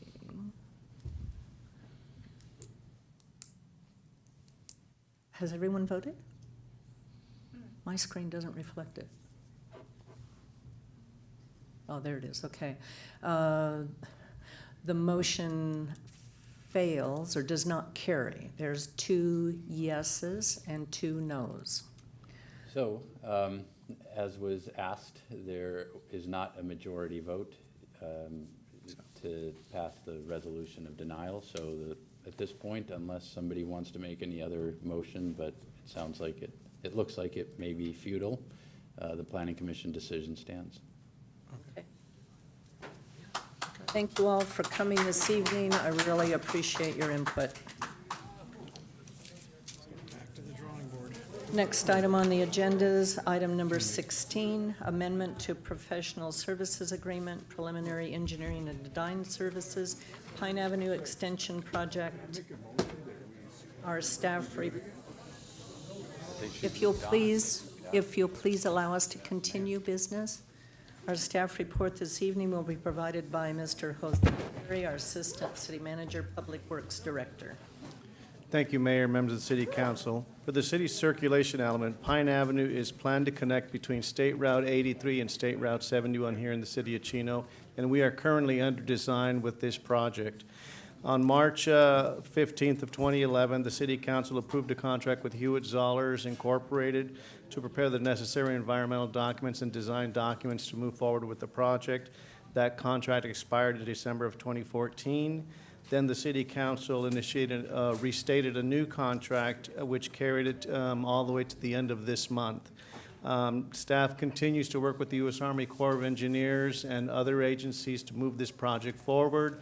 We still need more time to work with our design engineer to continue addressing some of their recent issues that they've brought up. And we're requesting an extension of this contract, and that's what's before you tonight for an additional 3 one-year periods. And that concludes my report on this item. Question, Jose, where do we stand with the Army Corps of Engineers on the design? We are still communicating with them. Their last request to make some significant changes to the design. We are engaging, our city manager's engaging with the colonel over there to try to get them to support the current design that we have received direction from the Corps with, and move that one forward in lieu of redesigning the entire project. So that's still unsettled, and we're still working with the Corps to try to get that major issue resolved, because that is a major change to the project.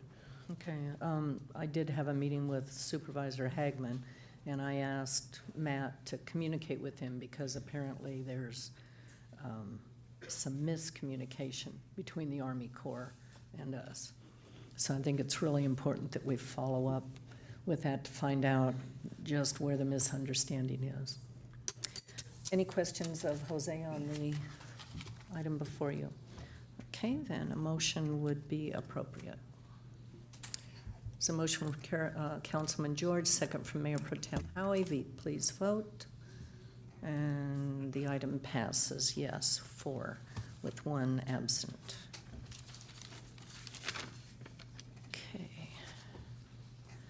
Next item on the agenda is mayor and council reports. We move to item number 17 up, so that's already been handled.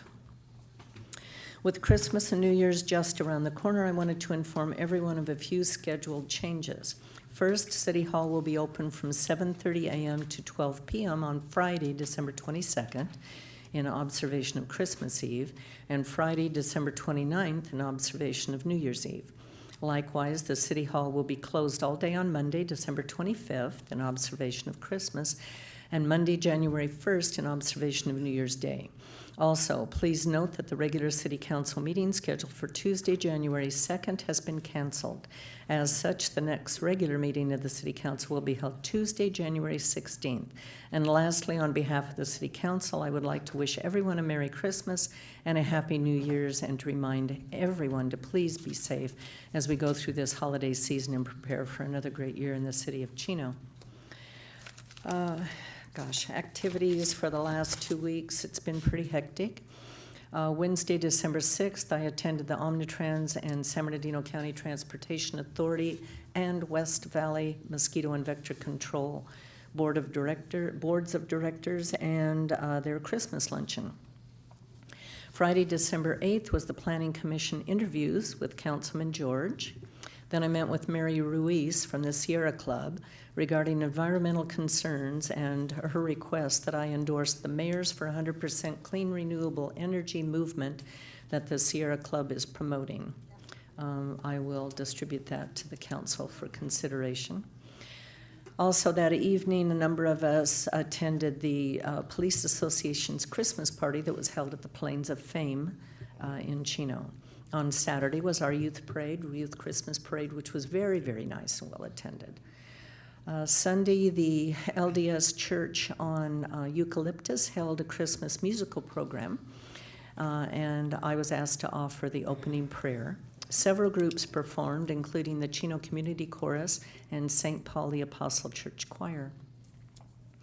Tuesday, December 12th, I met with Supervisor Hagman regarding the Pine Avenue Highway 71 connection and his efforts to assist in fundraising for that project. We also talked about Prado Park and that lower basin area. The county is hiring a consultant to look at that entire area to see how it can best be utilized to benefit the west end of San Bernardino County. course, any major changes to Prado Park or that area will obviously necessitate an increase in Euclid Avenue, which is not currently, there's no funding for that at all. Otherwise, it's going to be a real nightmare down in that area. Wednesday, December 13th, we had the second group of interviews for the Planning Commission. And then we had the Senior Citizens Christmas Lunch that the Chino Valley firefighters served the luncheon that day, and that was really, it was packed, absolutely packed, and the seniors were thrilled. The firefighters also gave many of them these little plastic firefighter hats, so when you looked at the crowd, about 3/4 of them had these little hats on. They had a great time. And Thursday, December 14th, we all attended the City Employee Christmas Luncheon, best ever yet, and I want to compliment Rita Pro and the admin staff and everyone else that had to do with the decorations, because they turned out absolutely fantastic. Then there was the celebration. 2 o'clock that afternoon, I attended a celebration honoring Sam and Carol Lacko for a residential trust that was set up in March of 1988 to the Chino Brethren in Christ Church, which is also known as Gateway Community Church. That's located on Schaefer Avenue. The family of that property set up their trust that when the last of them moved, they would dedicate that property to the church, and the keys were handed over that day to Bishop Perry Engel. That just hardly ever happens anymore, where families dedicate property to a nonprofit or a church, but that was very, very nice to witness. Then City Manager Ballantyne and I met with fire district representatives to discuss mutual issues, and their study of their service area will come to us, I think, next month in a workshop between the fire board and us. Friday, December 15th I attended the official opening of the new Chinese medical clinic that is located right next to the Auto Club at 5402 Philadelphia, Suites C through H. Very interesting. They service the elderly and also children. They have classes in English. They provide physical therapy as well. There's an attending doctor there. It's a very interesting clinic, and there had to have been 15 cameras. There were cameras everywhere, so apparently this was broadcast on the Chinese networks. It was very nice to attend, very, very interesting culture. And then, let's see, where's my last page?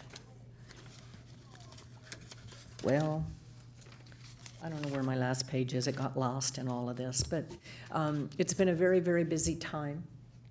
The parade turned out really, really nice, and I hope for the next 2 weeks it's pretty calm. Christmas is going to be a wonderful time, and I hope everyone is blessed with a good holiday, good families, and remember all of the gifts that we already have, family and friends, and that we live in a beautiful community. Okay, Councilman George. Hey, I'm going to go from end to end. How about that, huh? Okay, thank you, Mayor. Yeah, when she said December was a busy month, I don't think I realized what the council was involved in the community in December. As a matter of fact, one of the days I had 8 events in one day, and I'll take my time, Brenda. Okay, on the 6th, Make a Child Smile event with the Chino Fire and PD and Walmart, at Walmart. Great event. That's the first time I've seen that one. And when they brought all the buses in with all the children and the students, with the fire trucks leading them and the motorcycles, it was something to behold. On the 7th, the Chino Valley Chamber of Commerce Christmas Luncheon, the Chaffee Chino Community Center Oversight Committee meeting, Supervisor Hagman's Christmas reception, and well, he had 2 receptions actually. And then the Community Center Oversight Committee Vendor Appreciation Dinner, and then the BIA Gala honoring Glenn Duncan as the for a Lifetime Achievement Award. So that day lasted forever. On the 8th, as Mary Lowen mentioned, the Planning Commission interviews, and I was serious about the people who applied. They were all all very, very well prepared. And then that evening, also the Chino PD CPOA Christmas dinner. On the 9th, the Christmas parade. Great event. First time I've been in the parade with my, sitting on the back of a car with my wife and grandchildren. And it didn't fall out. But actually, it's the second time I've been in the, my wife reminded me, the second time I've been in the parade because I rode with her, I don't know, years ago, on a float with the Community Services Commission when she was a Community Services Commissioner. Then on the 12th, the CIM-CIW Oversight Board meeting. On the 13th, the second phase of the Planning Commission interviews and the Senior Center luncheon. And Eunice is right, they looked so great in those plastic fire helmets. It looked like a sea of red. It looked like a giant Red Hat Society party. The, you okay? No. Okay. The, okay, on the 14th, the Chino City Employee Luncheon. Great job, Ariana, Rita, and the team. Just, it was decorated really well, and loved the magician. On the, okay, on the 19th, well, that's today. We're with Chief Comstock. We attended the Pomona PD retirement event for retiring Chief of Police Paul Caprero over there and their friends. So we, went over and congratulated him. And I would like to wish everyone a Merry Christmas and Happy Holidays. Thank you. Mayor Pro Tem Howie. I'm exhausted. Yeah, you guys have been pretty busy, huh? Yeah. Well, I think they just about covered everything that I've been to, so I won't go through my whole 4-hour list here. Okay, I'll just say that Fire District Make a Child Make a Smile, great event. Chamber of Commerce luncheon up at La Volano in Chino Hills, long drive, but it was windy, very windy when we were up there. I attended the Chino DeSalter Authority meeting on the 7th, and then the BIA Awards dinner honoring Glenn that evening. And then the PD dinner, always a fun event for the police department, who do a great job for us. The Christmas parade, I think it's my 17th ride in a row, and I pretty much know the route now. So that's pretty good. But Not too complicated. I don't know. We have, 90 entries, 100 entries now in that 2-hour parade? Yeah, it's really amazing. That's great. Then an economic development meeting the other day, and then a Chino DeSalter Authority finance meeting, and I'm extremely tired. I need a break, so we're looking forward to the next 2 weeks off. Have a Merry Christmas, a Happy New Year, and great holiday season. Thank you. Councilman Rodriguez, you have item number 18. Okay, number 18.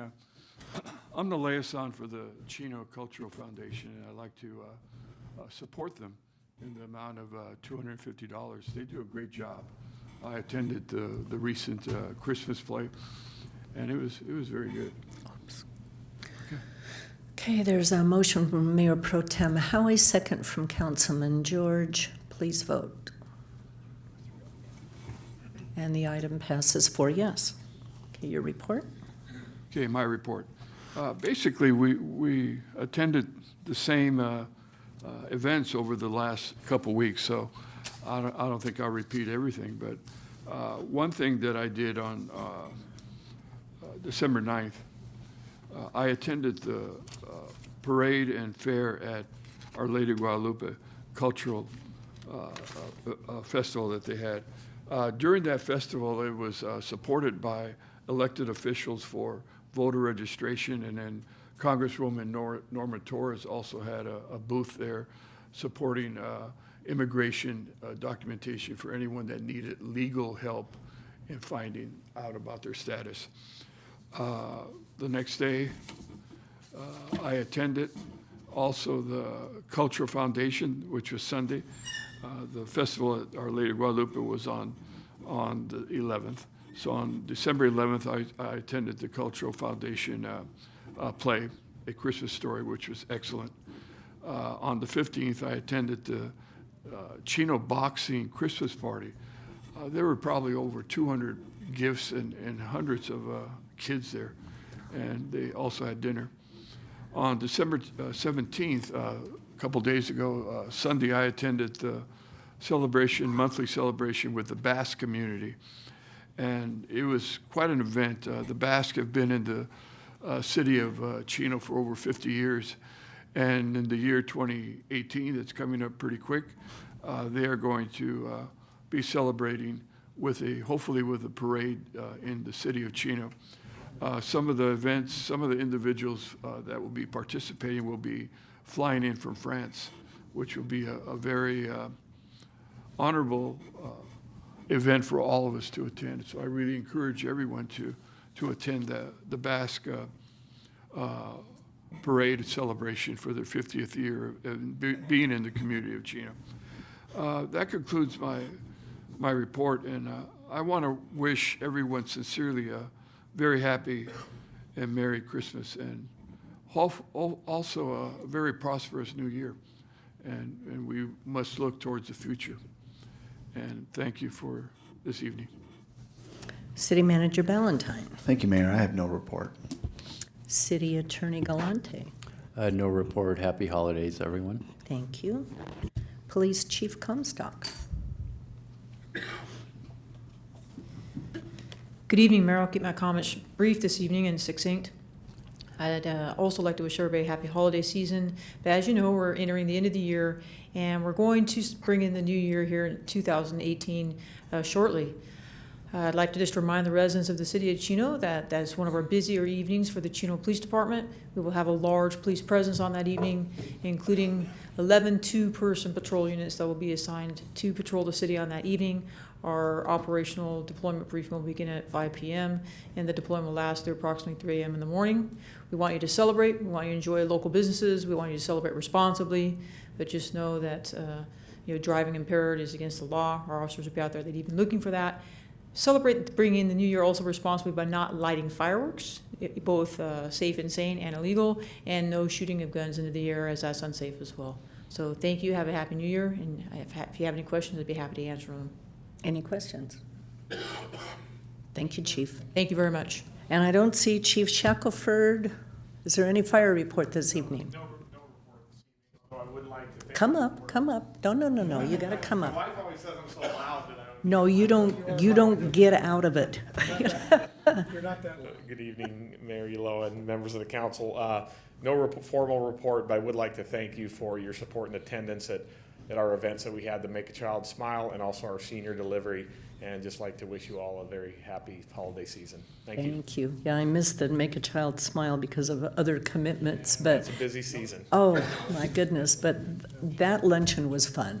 Yeah, That it was is, really and, fun. You know, we do the same thing in the city of Chino Hills, so we go from here and we leave directly from here and we head over there, and that's a crazy day for us, but we have a great time. That's what I understand. It was like the senior luncheon was 11, and I think the Chino Hills was 12:30. Yes. So it you was guys had crazy. to throw the food real quick and then run. Yeah, we had a great time, though. Thank you, though, for your support. Thank you very much. The hats were a great idea. We have They plenty were. of them. They had fun. Those are helmets. Helmets. Not hats. Not I just want to hats. clarify, they were all plastic helmets, but they were not hats. Okay. Okay, then we'll adjourn to our next regular meeting, which will be held on Tuesday, January 16th at 7 o'clock in these council chambers, with a closed session at 6 o'clock if necessary. We are adjourned. Are you sure?